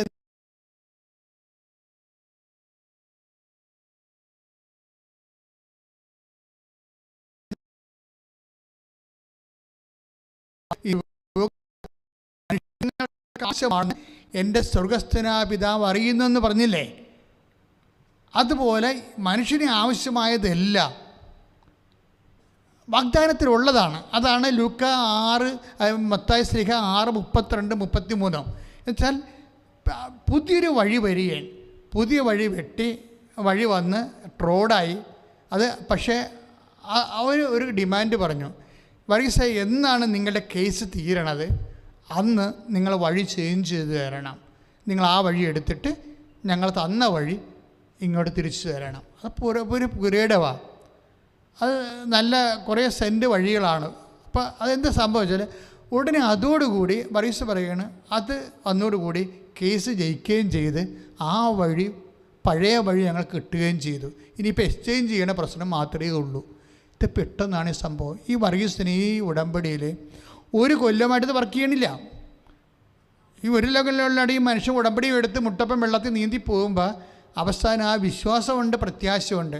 പക്ഷേ എന്ത് ചെയ്ത് ആ ഒരു 3ാമത്തെ ഘടകമുണ്ട്, സ്നേഹം, ദൈവസ്നേഹം എന്ന് പറയും. ആ സ്നേഹത്തിലൂടെ വന്ന് അമ്മയോട് പറയണം, അമ്മേ, ഉടമ്പടി എടുത്തിട്ട് ഒരു കൊല്ലമായി, ഇപ്പോഴും ഞാൻ മുട്ടപ്പം വെള്ളത്തിൽ നീന്തുകയാണ്, അമ്മ എന്തെങ്കിലും ഒരു മരകൃതി ചെയ്യണം, ചെയ്തേ പറ്റത്തുള്ളൂ, അല്ലെങ്കിൽ ജീവിക്കാൻ പറ്റത്തില്ല. ഇതാണ് പ്രാർത്ഥന എന്ന് പറയണത്. പ്രാർത്ഥന വാരിക്കെട്ടി പറയണതല്ല. നമ്മൾ അനുഭവിക്കുന്ന പ്രശ്നങ്ങൾ എന്താണ് അത് ദൈവത്തോട് അതേ സ്നേഹത്തോടെ പറയാൻ കഴിയണം. അപ്പോൾ ഇതിൻ്റെ ഈ ഉടമ്പടിയിലെല്ലാം ഇപ്പോൾ എന്തെല്ലാം കാര്യങ്ങൾ പറഞ്ഞു എൻ്റെ മക്കളോട്. ഉടമ്പടി വാഗ്ദാനമാണ്, വാഗ്ദാനം പ്രാപിക്കുന്ന പ്രാർത്ഥനയാണ്. പ്രാപിക്കാൻ വേണ്ടി ഒരു വ്യക്തിക്ക് വേണ്ടത് എന്തൊക്കെയാണ്? വിശ്വാസം വേണം, പിന്നെന്താണ്? പ്രത്യാശ വേണം, പിന്നെ വേണമെന്നല്ല, ഇതൊക്കെ പ്രഖ്യാപിക്കണം നമ്മൾ. അവരിപ്പോൾ എന്താണ് അവർ ചെയ്തത്? ഷേളി എന്താ ചെയ്തത്? അലൻ രാജിൻ്റെ പോക്കറ്റ്, സ്വന്തം മകൻ്റെ പോക്കറ്റിലേക്ക് മാതാവിൻ്റെ മുഖം നെഞ്ചോട് ചേർത്ത് ഹൃദയത്തിലേക്ക് തിരിച്ചു വെച്ചു. എന്താണ്? അതിൽ വിശ്വാസമുണ്ട്, അതിൽ ആക്ഷൻ, വെരി ആക്ഷൻ. കാരണം ഈ നമുക്ക് വിശ്വാസമുണ്ട്, പ്രത്യാശയുണ്ട്, ദൈവസ്നേഹം കൊണ്ട് പറഞ്ഞു ഉള്ളിൽ നടന്നുകൊണ്ടൊരു കാര്യമില്ല. ഇതെല്ലാ സാധനവും പ്രഖ്യാപിക്കേണ്ടതാണ്. പ്രഖ്യാപിക്കണം. പ്രഖ്യാപിച്ച് കഴിയുമ്പോഴാണ് വിശ്വാസം പ്രത്യാശ ഏറ്റു പറയുകയാണ് ചെയ്യണത്. പ്രത്യാശ ഏറ്റു പറയുകയാണ് ചെയ്യണത്. വിശ്വാസം പ്രഖ്യാപിക്കും, സ്നേഹം പ്രകടിപ്പിക്കും. ഇങ്ങനെ 3 പ്രോസസ്സിലാണ് ഇത് വർക്ക് ചെയ്യണം. വിശ്വാസം പ്രഖ്യാപിക്കും, അപ്പോൾ ഉപ്പ് കൊണ്ട് ആ വെള്ളത്തിലിടുമ്പോൾ വിശ്വാസപ്രമാണം പ്രഖ്യാപിക്കണം. പക്ഷേ എന്താ ചെയ്യണമെന്ന് വെച്ചാൽ അതിൻ്റെ തന്നെ ഒരു പ്രത്യാശ ഏറ്റു പറയുന്ന ഒരു വിഷയമുണ്ട്. ഒരു പ്രത്യാശ ഏറ്റു പറയും. പിന്നെ എന്താണ്, വന്ന് പ്രാർത്ഥിക്കുമ്പോൾ സ്നേഹത്തോടെ പ്രാർത്ഥിക്കും. അപ്പോൾ അത് തന്നെയാണ് ഷേർലി ചെയ്തത്. മകൻ്റെ നെഞ്ചിൽ കാശുരൂപം അവൻ്റെ പോക്കറ്റിലിട്ട് മാതാവിൻ്റെ മുഖം അവൻ്റെ നെഞ്ചിനോട് ചേർത്ത് വെക്കുമ്പോൾ ആ ഒരു ബന്ധമുണ്ട്. ഈശോ പറഞ്ഞ ഒരു ബന്ധമാണത്. ഈശോ എന്താ പറഞ്ഞത്? നിങ്ങൾ എൻ്റെ വചനം നിങ്ങൾ നിലനിൽക്കണം. അപ്പോൾ എന്നാ സംഭവിക്കണത്? നിങ്ങൾക്കിഷ്ടമുള്ളത് ചോദിക്കുക. അത് നിലനിൽക്കണേ എങ്ങനെയാണ്? സ്നേഹത്തിലാണ് ഇത് സംഭവം നിലനിൽക്കുന്നത് വചനം.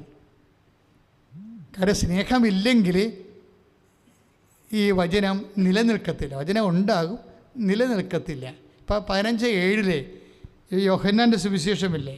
യോഹന്നാൻ്റെ 15:7 ശ്രുതികട്ടെ hallelujah hallelujah hallelujah hallelujah hallelujah hallelujah യേശുവേ ആരാധന ഹല്ലേലൂയ. നിങ്ങൾ എന്നെ വസിക്കുകയും എൻ്റെ വാക്കുകൾ നിങ്ങളിൽ നിലനിൽക്കുകയും ചെയ്യുന്നെങ്കിൽ ഇഷ്ടമുള്ളത് ചോദിച്ചുകൊള്ളുക, നിങ്ങൾക്ക് ലഭിക്കും.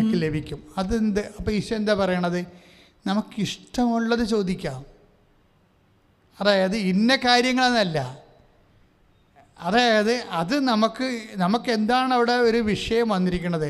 അതായത് വേറെ ഒരു സാക്ഷ്യം, ഷൈനി ബെന്നി യുടെ സാക്ഷ്യം തൊടുപുഴ. ഷൈനി ബെന്നിയുടെ സാക്ഷി ആഴ്ചയിലുള്ളതായിരുന്നു. അത് സാക്ഷ്യം ഇതാണ്. അവർ ഉടമ്പടി ധ്യാനം യൂട്യൂബിൽ കൂടിക്കൊണ്ടിരിക്കുകയാണ്. അപ്പോൾ യൂട്യൂബിൽ ഉടമ്പടി ധ്യാനം കൂടിക്കൊണ്ടിരിക്കുകയാണ്. അവർ ഉടമ്പടി എടുത്ത് കഴിഞ്ഞിട്ട് അവർ ആ വചനത്തിൽ നിലനിൽക്കുക. അവർ പറയുന്നത് 10 കൊല്ലമായിട്ട് ഞങ്ങളുടെ കുടുംബത്തിൽ കുടുംബ പ്രാർത്ഥന എന്ന് പറഞ്ഞ സംഭവമില്ല. 10 കൊല്ലമേ. ഞാൻ ഞെട്ടിപ്പോയി. അതായത് പ്രത്യേക സാഹചര്യത്തിൽ, അതായത് ഒരിക്കൽ കുടുംബ പ്രാർത്ഥന അല്ലെങ്കിൽ ഞായറാഴ്ച കുർബാനയൊക്കെ മുടങ്ങിയാൽ അത് വീണ്ടും വീണ്ടും മുടങ്ങാനുള്ള സാധ്യത കൂടിക്കൊണ്ടേയിരിക്കും. അതെന്താ കാരണം? അതെന്താ കാര്യം? ഹാർട്ട് അറ്റാക്ക് വരുന്നവർക്ക് ഇടയ്ക്കൊക്കെ പിന്നെയും വരാൻ സാധ്യതയുണ്ട്. ഇതുപോലെ തന്നെ എന്തെങ്കിലും രോഗത്ത് നമ്മൾ ചെന്ന് പെട്ടാൽ, പ്രഷർ വേരിയേഷനിൽ വന്നു കഴിഞ്ഞാൽ അത് കറക്റ്റ് ചെയ്ത് നിന്നില്ലെങ്കിൽ അതിൻ്റേതായിട്ടുള്ള ബുദ്ധിമുട്ടുണ്ടാവും. ഇതുപോലെ കുടുംബ പ്രാർത്ഥന പോയാൽ ആ കുടുംബത്തിൻ്റെ ആത്മീയ പ്രഷർ വേരിയേഷൻ വന്നു. പിന്നെ എന്താണ്, നമ്മൾ എത്രയും എമർജൻസി ആയിട്ട് നമ്മളത് നോർമലാക്കണം. അല്ലാതെ എപ്പോഴെങ്കിലും കുടുംബ പ്രാർത്ഥന ചെല്ലാഞ്ഞിട്ട് പിന്നെ എല്ലാ ലോകത്തുള്ള ആൾക്കാരെല്ലാം കുടുംബ പ്രാർത്ഥന ചൊല്ലിയിട്ടാണ് ജീവിക്കണത് എന്ന് പറഞ്ഞാൽ നിൻ്റെ കാര്യത്തിൽ അപ്പം തീരുമാനമാകും. കാര്യം അതിൻ്റെ അകത്ത് വെച്ചാൽ ഞാൻ പണ്ടേ നിങ്ങൾ പറഞ്ഞിട്ടുണ്ട്, ചതഞ്ഞു പോയി ഞാൻ ഒരിക്കലും കുടിക്കാൻ നിൽക്കരുതെന്ന്. അത് കർത്താവ് പറഞ്ഞതാണ്. ശരിക്കും പറഞ്ഞാൽ മനുഷ്യൻ്റെ ഉള്ളിൽ ഉടനെ നെഗറ്റീവാണ് കയറി വരണത്. കാര്യം ആത്മീയമായിട്ട് ജീവിക്കാൻ വലിയ പാടാണ്. അതിന് വില കൊടുക്കണം. എന്താ കാര്യം വെച്ചാൽ നമ്മൾ വിലക്ക് വാങ്ങിയ ആൾക്കാരായത് കാരണം തന്നെ ദൈവത്തിന് മുതൽ മുടക്കുണ്ട്. അപ്പോൾ ദൈവത്തെ കൂടെ നിർത്താൻ നമുക്ക് മുതൽ മുടക്കുണ്ടാകും. ശ്രുതികട്ടെ ഹല്ലേലൂയ ഹല്ലേലൂയ ഹല്ലേലൂയ ഹല്ലേലൂയ യേശുവേ ആരാധന ആരാധന ഹല്ലേലൂയ ഹല്ലേലൂയ. കർത്താവിൻ്റെ വചനത്തിൻ്റെ ഒരു നിലപാട് കണ്ട ഒന്ന് കുറേ 6:20 എന്താണ്? നിങ്ങൾ വിലക്ക് വാങ്ങപ്പെട്ടവരാണ്. അതിൻ്റെ കൂടെയുള്ള വചനം എന്താണ്? ആകയാൽ നിങ്ങളുടെ ശരീരത്തിൽ ദൈവത്തെ മഹത്വപ്പെടുത്തുവിൻ. അപ്പം ദൈവത്തെ മഹത്വപ്പെടുത്താൻ പറ്റിയ ഏറ്റവും വലിയ നമ്മുടെ കയ്യിലുള്ള മെയിൻസ് എന്താണ്? ശരീരമാണ്. രോഗമായാലും ക്ഷീണമായാലും മറ്റു തരത്തിലുള്ള വിഷമമായാലും ഇതെല്ലാം ശരീരത്തിൽ മഹത്വപ്പെടുത്താൻ നമുക്ക് കിട്ടുന്ന ഒരു അവസരമാണിത്. അല്ല, ഈശോ എനിക്ക് പനിയാണല്ലോ, ഈശോ എനിക്ക് കോവിഡാണല്ലോ, അങ്ങനെയല്ല. ഇൻ കേസ് കോവിഡ് ആണെങ്കിലും ഒമിക്രോൺ ആണെങ്കിലും വിശ്വാസിയെ സംബന്ധിച്ചിടത്തോളം ഇത് വെച്ച് എങ്ങനെ ശരീരത്തിൽ ദൈവത്തെ മഹത്വപ്പെടുത്താം എന്ന് വെച്ച് കഴിഞ്ഞാൽ അർത്ഥം എന്താണ്? ദൈവത്തിൻ്റെ കർത്താവിൻ്റെ പീഡാനുഭവങ്ങളെ നമ്മുടെ ശരീരത്തിൽ പ്രഖ്യാപിക്കാം. യേശുക്രിസ്തുവിൻ്റെ പീഡാനുഭവങ്ങൾ വരുന്ന പോരായ്മ ഞാൻ എൻ്റെ ശരീരത്തിൽ സംവഹിക്കണോ? Praise the Lord. കൊളോസ്യസ് 1:24 നിങ്ങളെ പ്രതിയുള്ള പീഡകളിൽ ഞാൻ സന്തോഷിക്കുന്നു. നിങ്ങളെ പ്രതിയുള്ള പീഡകളിൽ ഞാൻ സന്തോഷിക്കുന്നു. സഭയാകുന്ന തന്റെ ശരീരത്തെ പ്രതി, സഭയാകുന്ന തന്റെ ശരീരത്തെ പ്രതി ക്രിസ്തുവിന് സഹിക്കേണ്ടി വന്ന പീഡകളുടെ കുറവ് എന്റെ ശരീരത്തിൽ ഞാൻ നികത്തുന്നു. Price the Lord. ഇത് പൗലോസ് അപ്പോസ്തലനെ ദൈവസ്നേഹം നിറഞ്ഞപ്പോൾ തൻ്റെ പീഡാനുഭവങ്ങളെക്കുറിച്ച് ദൈവത്തിൻ്റെ ഒരു ഉൾക്കാഴ്ച, ആ രഹസ്യം കൊടുത്തതാണത്. അദ്ദേഹത്തിന് മാത്രമാണ് ഈ രഹസ്യം കൊടുത്തത്. കാരണം അദ്ദേഹം ചോദിച്ചു കാണും, ഞാൻ ഇത്രയും കഷ്ടപ്പെട്ട 3 പ്രേക്ഷിത പ്രവർത്തനമൊക്കെ, പ്രേക്ഷിത യാത്രയൊക്കെ ചെയ്തല്ല, കള്ളന്മാരുടെ കയ്യിൽ അകപ്പെട്ടില്ല, എൻ്റെ കപ്പലിന് തന്നെയാണല്ലോ അപകടം ഉണ്ടായത്. ഞാൻ നഗ്നനായിട്ട് പുതപ്പും ബൈബിളും നഷ്ടപ്പെട്ടിട്ട് ഞാൻ നഗ്നനായിട്ട് ഒഴുകി നടന്നില്ല. എന്താണ് അപ്പോസ്റ്റലായിട്ട് പോലും എനിക്ക് എന്താ ഇങ്ങനെ സംഭവിച്ചതെന്ന് ചോദിച്ചു കാണും പുള്ളിക്കാരി. അതിനെക്കുറിച്ച് പുള്ളി ഒരു വിജാതി യഹൂദിൽ നിന്ന് പെട്ടെന്ന് ന്യാസപ്പെട്ട ഒരാളാണല്ലോ. അപ്പോൾ ചോദ്യങ്ങൾ കൂടിക്കൊണ്ടിരിക്കും. അപ്പോൾ അദ്ദേഹത്തോട് പരിശുദ്ധാത്മാവ് പറഞ്ഞു, ഇതെല്ലാം ശരീരത്തിലാണ് നീ സഹിച്ചിരിക്കുന്നത്. ഈ ശരീരത്തിൽ, ക്രിസ്തുവിൻ ശരീരത്തിലാണ് സഹിച്ചത്. എന്താണ്? ശരീരം ദൈവത്തെ മഹത്വപ്പെടുത്താൻ വേണ്ടിയുള്ളതാണ്. നിങ്ങൾ വിലക്ക് വാങ്ങപ്പോൾ 1 കൊരിന്ത്യർ 6:20 അനുസരിച്ചുകൊണ്ട് നിങ്ങൾ വിലക്ക് വാങ്ങപ്പെട്ടവരാണെന്ന് പറയാൻ ദൈവം എന്താ കൊടുത്തത്? ക്രിസ്തുവിൻ്റെ ശരീരമാണ് കൊടുത്തത്. അത് ആ ക്രിസ്തുവിൻ്റെ ശരീരം കൊടുത്തതെന്ന് വെച്ചാൽ ക്രിസ്തുവിൻ്റെ പങ്കപ്പാടുകളുടെ പീഡാനുഭവങ്ങൾ, നമുക്ക് വേണ്ടി സഹിച്ച പീഡാനുഭവങ്ങൾ, നിത്യതയ്ക്ക് വേണ്ടി നമ്മൾ വീണ്ടെടുത്തത് കർത്താവിൻ്റെ പീഡാനുഭവങ്ങളെ കൊടുത്തിട്ടാണ്. അപ്പം അതുകൊണ്ടാണ്, അതാണ് പൗലോസ് പറയണത്, നിങ്ങൾ വിലക്ക് വാങ്ങപ്പെട്ടവരാണെന്ന് പറയണത്. ഇതുകൊണ്ട് എന്താണ് കുഴപ്പമെന്ന് വെച്ച് കഴിഞ്ഞാൽ, അല്ലെങ്കിൽ ഇതുകൊണ്ട് എന്താണ് ഗുണമെന്ന് വെച്ച് കഴിഞ്ഞാൽ, നമ്മൾ വിലക്ക് വാങ്ങപ്പെട്ടവരായത് കാരണം നിത്യത അസൈൻ ചെയ്തിട്ടുണ്ടെങ്കിൽ, ഇല്ലെങ്കിൽ പോട്ടെ, പട്ടിയെപ്പോലെ ജീവിക്കാം, ഒരു കുഴപ്പമില്ല. എത്ര പേര് അങ്ങനെ ജീവിക്കുന്നു. ഇപ്പോൾ ഹോമോസെക്സ്വാലിറ്റി ആയോ ഇല്ലേ, ഒരു വലിയ കുഴപ്പമുണ്ട്. അവർ സഭയിൽ തന്നെ ഹോമോസെക്സിനെ അംഗീകരിക്കണമെന്ന് പറയുന്ന ആൾക്കാരുണ്ട്. ശാസ്ത്രീയമായിട്ട് STPയുടെ പ്രശ്നമൊക്കെ പറയുന്ന ആൾക്കാരുണ്ട്. STP അതിൻ്റെ അകത്ത് കൂടുതൽ ആൾക്കാരുണ്ടാവും, അവരാണ് ഹോമോസെക്സ് ടെൻഡൻസി കാണിക്കുന്നത് എന്നൊക്കെ പറയുന്നുണ്ട്. ഇങ്ങനെ എന്തെല്ലാം ശാസ്ത്രീയമാണെന്ന് പറഞ്ഞാലും കുറേ കാര്യങ്ങൾ കർത്താവിൻ്റെ വചനത്തിൽ എന്താണ് അത് മാത്രമേ നമ്മൾ ഫോളോ ചെയ്യത്തുള്ളൂ. എന്താ കാര്യം? ദൈവത്തെ അംഗീകരിക്കേണ്ടത് പോരായ്മയായി കരുതിയത് കൊണ്ട് അധമവികാരങ്ങൾക്ക് അവരെ ഏൽപ്പിച്ചു കൊടുത്തു. അതാണ് പ്രശ്നം. അപ്പോൾ വികാരങ്ങൾ പലതുണ്ടാകുകയും അങ്ങനെ പല വികാരങ്ങളും ഉണ്ടാകും മനുഷ്യന്. അതെല്ലാം മനുഷ്യൻ്റെ വികാരങ്ങളാണെന്ന് പറഞ്ഞു കഴിഞ്ഞാൽ കുഴപ്പമുണ്ടാകും ഇല്ലേ? അമ്മ ഏതാണ് പെങ്ങളന്മാരേതാണെന്ന് അറിയാൻ പറ്റാതെ വരും. അത് പട്ടിയും പൂച്ചയൊക്കെ അങ്ങനെയല്ലേ, അമ്മയും പെങ്ങളും അറിയത്തില്ലല്ലോ അതിനൊക്കെ. അപ്പം അതൊക്കെ സംസ്കാരത്തിൻ്റെ മുഖമുദ്രയായിട്ട് കെട്ടി എഴുന്നള്ളിക്കേണ്ട കാര്യമില്ല.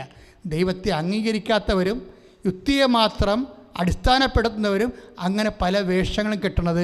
V are not ready to follow it and we are not liable to follow it. അത് വിശ്വാസി മനസ്സിലാക്കണം. സ്തുതിക്കട്ടെ. ഹല്ലേലൂയ. നമ്മൾ വിലക്ക് വാങ്ങപ്പെട്ടവരാണെന്ന് പറയുമ്പോൾ നിത്യത അസൈൻ ചെയ്തിരിക്കുന്ന ആൾക്കാരെ എന്ന് വെച്ചാൽ ഈ ജീവിതത്തിനപ്പുറത്ത് വേറൊരു ജീവിതം, നിത്യമായൊരു ജീവിതത്തിന് വേണ്ടി വിളിക്കപ്പെട്ടിരിക്കുന്ന അതിൻ്റെ പേയ്മെൻറ്റ് ദൈവം ചോദിക്കും. എന്താ കാര്യം? നമ്മൾ വിലക്ക് വാങ്ങപ്പെട്ടവരാണ്. നമ്മളുടെ വില കൊടുത്തത് ആരാണ്? കർത്താവ് തന്നെ അവൻ്റെ ശരീരത്തിൽ സഹിച്ചുകൊണ്ടാണ് പാപത്തിന് പരിഹാരം ചെയ്ത് അവൻ വില കൊടുത്തത്. So we have to pay it. തിരിച്ച് നമ്മൾ പേ ചെയ്യണം. അതിനെന്ത് ചെയ്യണം? കുറച്ച് ക്ലേശങ്ങളെല്ലാം ഈ ഭൂമിയിലുള്ളത് യേശുവിൻ്റെ നാമത്തിലേ. നമ്മൾ നേരത്തെ കണ്ട കൊളോസ്യസ് 1:24 അനുസരിച്ച് കൊണ്ട് ക്രിസ്തുവിൻ്റെ പീഡാനുഭവങ്ങളുടെ കാലികമായ പോരായ്മ, പൗലോസ് അപ്പോസ്തലൻ അവിടെ എവിടെയോ ഒക്കെ അന്നത്തെ കാലത്തെ ഒരു ചിന്താപരിമിതി അനുസരിച്ചാണ് അദ്ദേഹം ആ വിഷയത്തെ വീക്ഷിച്ചിരിക്കേണ്ടത്. ക്രിസ്തു എന്ന് പറഞ്ഞാൽ എന്താ കാര്യം? ക്രിസ്തുവിൻ്റെ പീഡാനുഭവങ്ങൾ പോരായ്മ ഒന്നുമില്ല. പക്ഷേ എന്താ പ്രശ്നം വെച്ച് കഴിഞ്ഞാൽ, ക്രിസ്തു പൗലോസ് അപ്പോസ്തലൻ പത്രോസ് പറയുന്നുണ്ട്, ക്രിസ്തു എന്നും നിലനിൽക്കുന്നുവെന്ന്. സ്തുതിക്കട്ടെ, സ്തുതിക്കട്ടെ. ഹല്ലേലൂയ.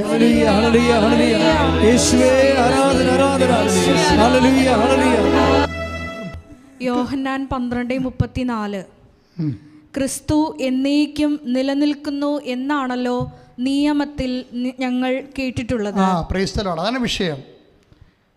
യോഹന്നാൻ 12:34 അനുസരിച്ചുകൊണ്ട് ക്രിസ്തു ഏതെങ്കിലും ഒരു കാലഘട്ടത്തിൽ നിലനിൽക്കുന്ന ആളല്ല. കാലത്തിൻ്റെ ഒപ്പം നിലനിൽക്കുന്ന ആളാണ്. അപ്പോൾ കാലത്തിൻ്റെ ഒപ്പം നിലനിൽക്കുമ്പോഴേ ക്രിസ്തുവിൻ്റെ ശരീരത്തിലുള്ള കാലത്തിൻ്റെ ഒപ്പമുള്ള ക്രിസ്തുവിൻ്റെ സഹനങ്ങളുടെ പോരായ്മയാണ് സഹനസഭ നികർത്തിക്കൊണ്ട് പ്രപഞ്ചത്തിൻ്റെ പ്രകൃതി ലോകത്തിൻ്റെ പാപങ്ങൾക്ക് പരിഹാരമാക്കുന്നത്. അതായത് ക്രിസ്തു എന്നും നിലനിൽക്കുന്നു.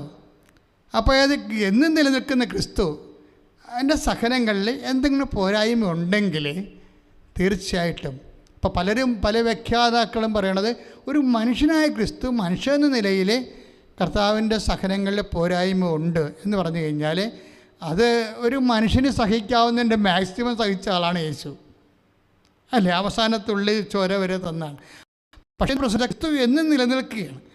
എന്നും നിലനിൽക്കുന്ന ക്രിസ്തുവിൻ്റെ ശരീരത്തോടാണ് മൗതിക ശരീരത്തോടാണ് സഭ. ആ സഭയിലാണ് നമ്മൾ സഹിക്കുന്നത്. അപ്പോഴെന്താണ് ക്രിസ്തുവിൻ്റെ സഹനത്തിൻ്റെ തുടർച്ചയാണ്. അപ്പോൾ ഈ സഹനത്തിൻ്റെ തുടർച്ച നമ്മൾ ആരുടെ പേരിലാണ് എടുക്കണത്? ക്രിസ്തുവിൻ്റെ നാമത്തിലാണ് എടുക്കുന്നത്, ക്രിസ്തുവിൻ്റെ നാമത്തിൽ. അപ്പം അതുകൊണ്ട് തന്നെ എന്ത് ചെയ്യും? പിതാവായ ദൈവം മഹത്വപ്പെടും.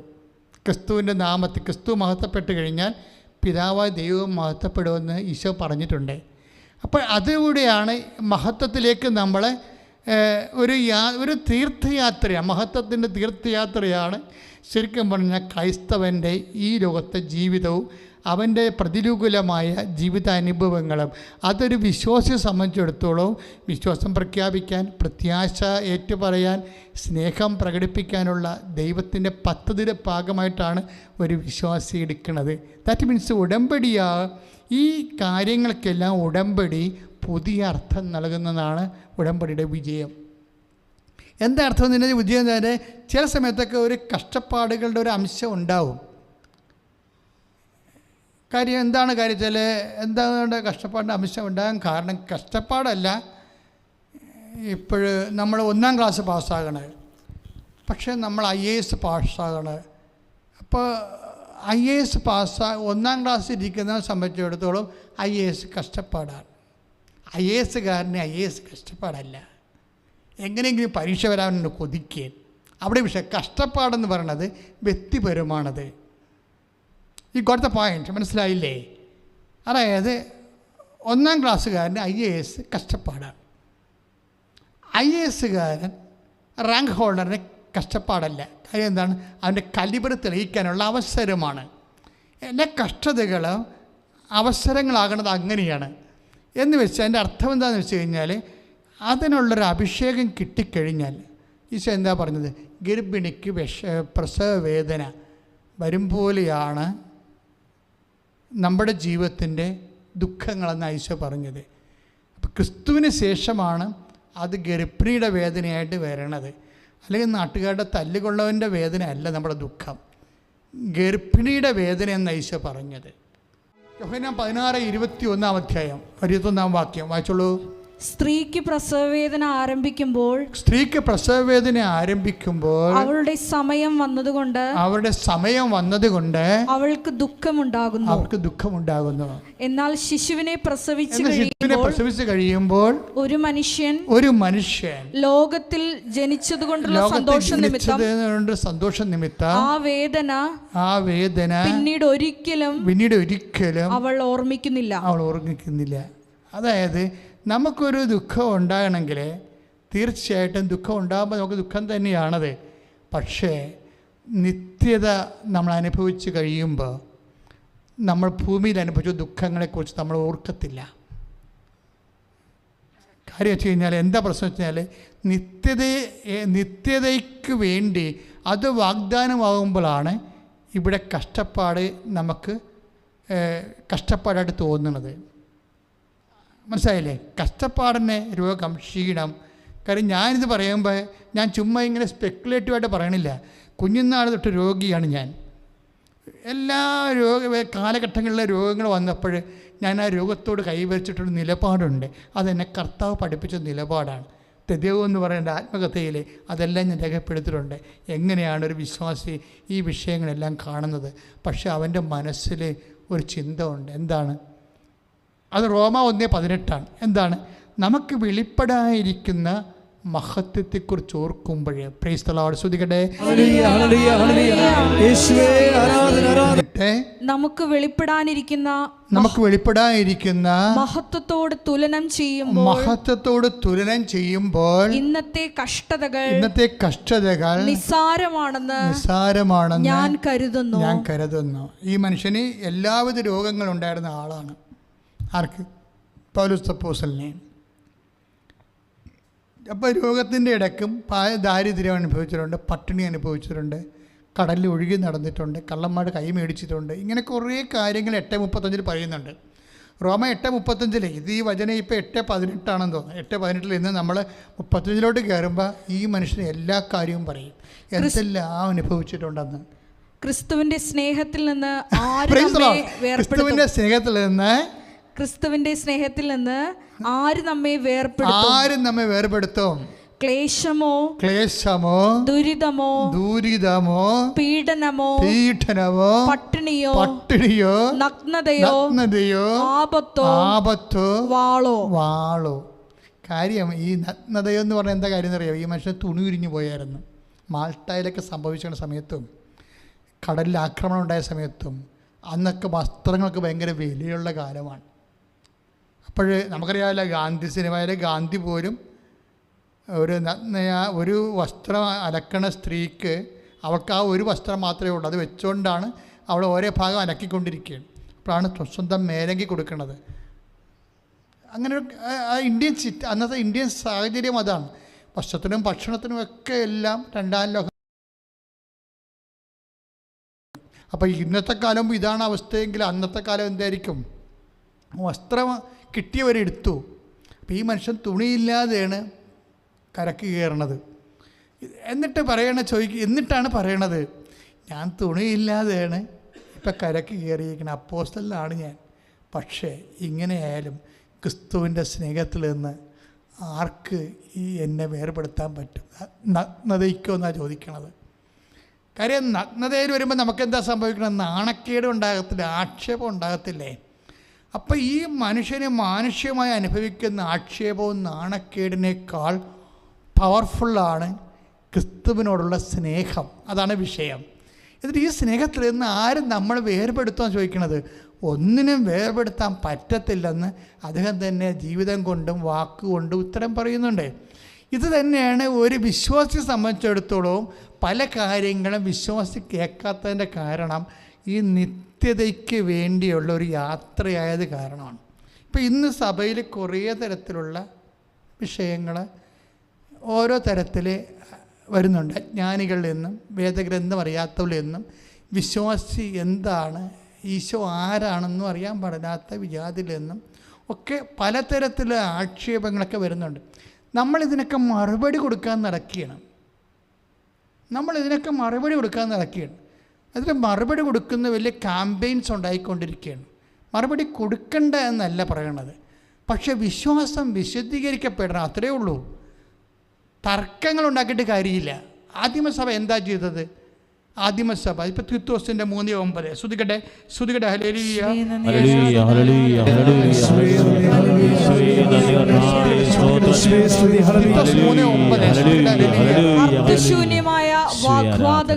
അർത്ഥശൂന്യമായ വാഗ്വാദങ്ങളിലും വംശാവലികളെ കുറിച്ചുള്ള ചർച്ചകളിലും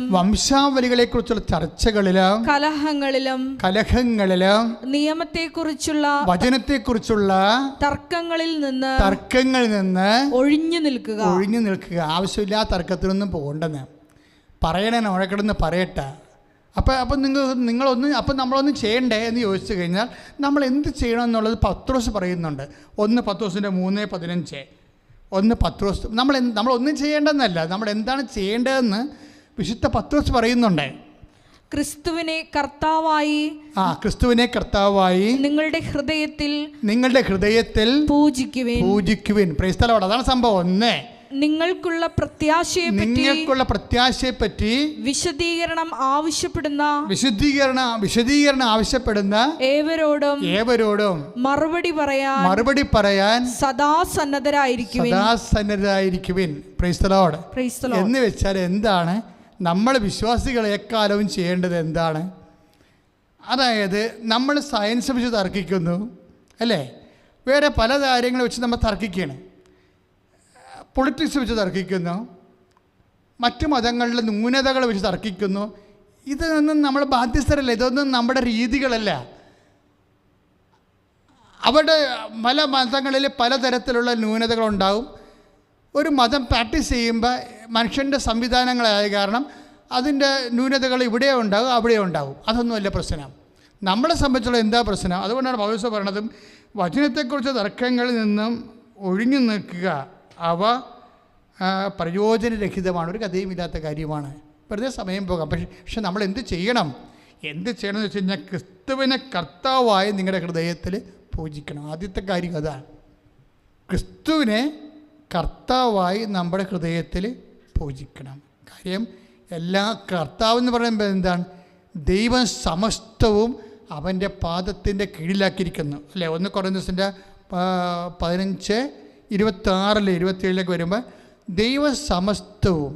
അപ്പോൾ സാത്താൻ വർഷിപ്പായാലും ബ്ലാക്ക് മാസ് ആയാലും അതിൻ്റെ കൂടെ വരുന്ന ഇലുമിനാറ്റി ആയാലും വേറെ എന്തെല്ലാം വിശ്വാസ രീതികളായാലും ഇതെല്ലാം ക്രിസ്തുവിൻ്റെ കാൽപാദങ്ങളാണെന്ന് വിശ്വാസി അറിയണം.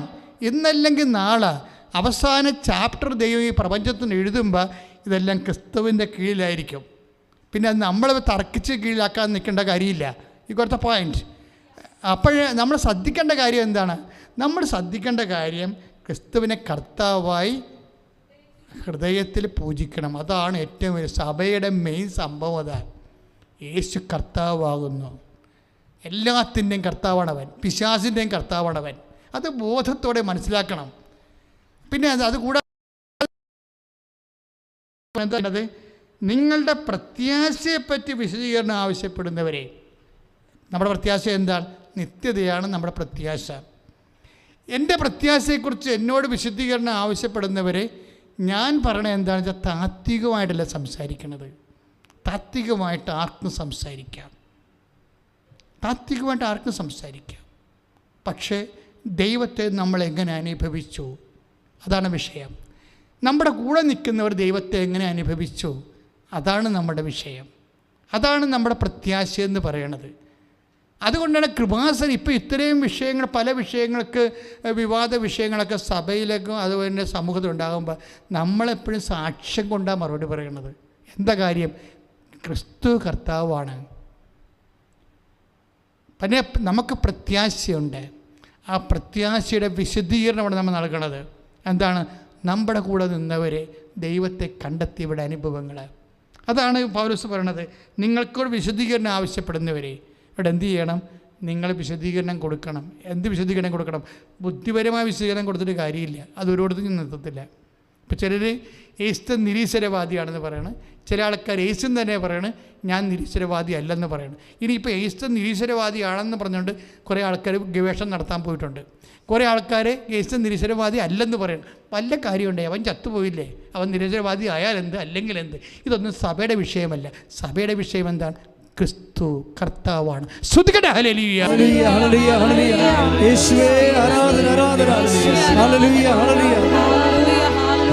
ഞങ്ങൾ ആരാണ്? ഞങ്ങൾ എങ്ങോട്ട് പോകുന്നു? ഞങ്ങളുടെ ആത്യന്തികമായ ലക്ഷ്യം എന്താണ്? ഞങ്ങളിപ്പോൾ കൈവരിക്കേണ്ട നിലപാട് എന്താണ്? വിഷയങ്ങളുള്ള സമീപനം എന്താണ്? എല്ലാം അങ്ങ് വചനത്തിലൂടെ അങ്ങ് ഞങ്ങൾക്ക് നിലപാടുകൾ നൽകി നന്ദി പറയുന്നു കർത്താവേ. ഇപ്പോഴും ഞങ്ങൾ നിന്നെ നാഥനും രക്ഷകനുമായി ഏറ്റു പറയുന്നു കർത്താവ്. അനേകം മക്കൾ ഇപ്പോഴ് ഈ ആരാധന കൂടിയിരിക്കുന്നവർക്ക് ജീവിതത്തിൽ ഒത്തിരിയേറെ വിഷമമുണ്ട്. അവർക്ക് രോഗങ്ങളുണ്ട്, അവർക്ക് കടങ്ങളുണ്ട്, ജീവിത ഭാരങ്ങളുണ്ട്. അവർക്ക് എന്ത് ചെയ്യണമെന്ന് അറിയത്തില്ല. മക്കളെക്കുറിച്ച് ഭാരപ്പെടുന്നവരുണ്ട്, ജീവിത പങ്കാളിയെക്കുറിച്ച് ഭാരപ്പെടുന്നവരുണ്ട്. ജീവിതത്തിൽ കർത്താവെ ഒരു ജീവിത പങ്കാളി കിട്ടാത്തവരുണ്ട്, മക്കളില്ലാത്തവരുണ്ട്, പഠന മേഖലയിൽ വിഷയം അനുഭവിക്കുന്നവരുണ്ട്, തൊഴിൽ മേഖലയിൽ വിഷയം അനുഭവിക്കുന്നവരുണ്ട്, ജോലി നഷ്ടപ്പെട്ടവരുണ്ട്. കർത്താവെ ഓരോരോ സ്ഥാപനങ്ങൾ, കർത്താവെ ഉൽപാദന സ്ഥാപനങ്ങൾ, സാമ്പത്തിക സ്ഥാപനങ്ങളൊക്കെ തളർന്നു പോയവരുണ്ട്. മാറിയ പശ്ചാത്തലത്തിൽ കർത്താവെ വളരെ വിഷമിച്ച് ജീവിക്കുന്നവരുണ്ട്. അവരെ എല്ലാം നീ ഏറ്റെടുക്കണം. പ്രാർത്ഥിക്കുക.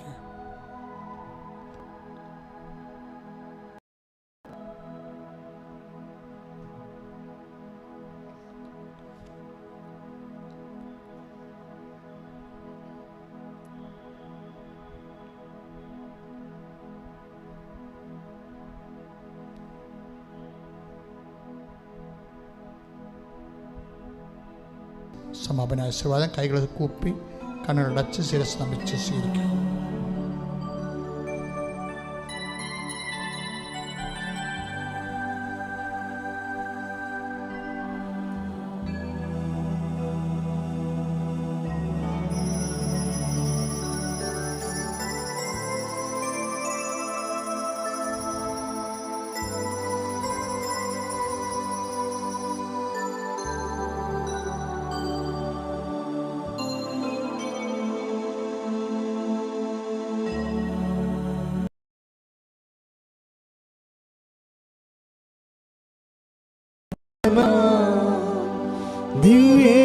ദിവ്യകാരുണ്യമേ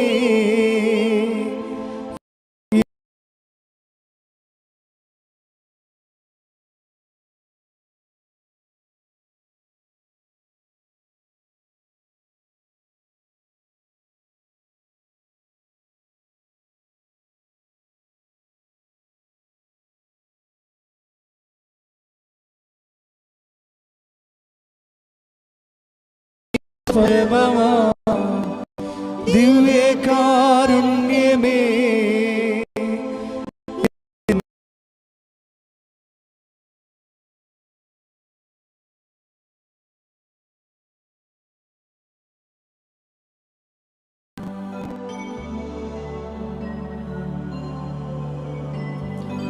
ആവേ ആവേ ആവേ മരിയ ആവേ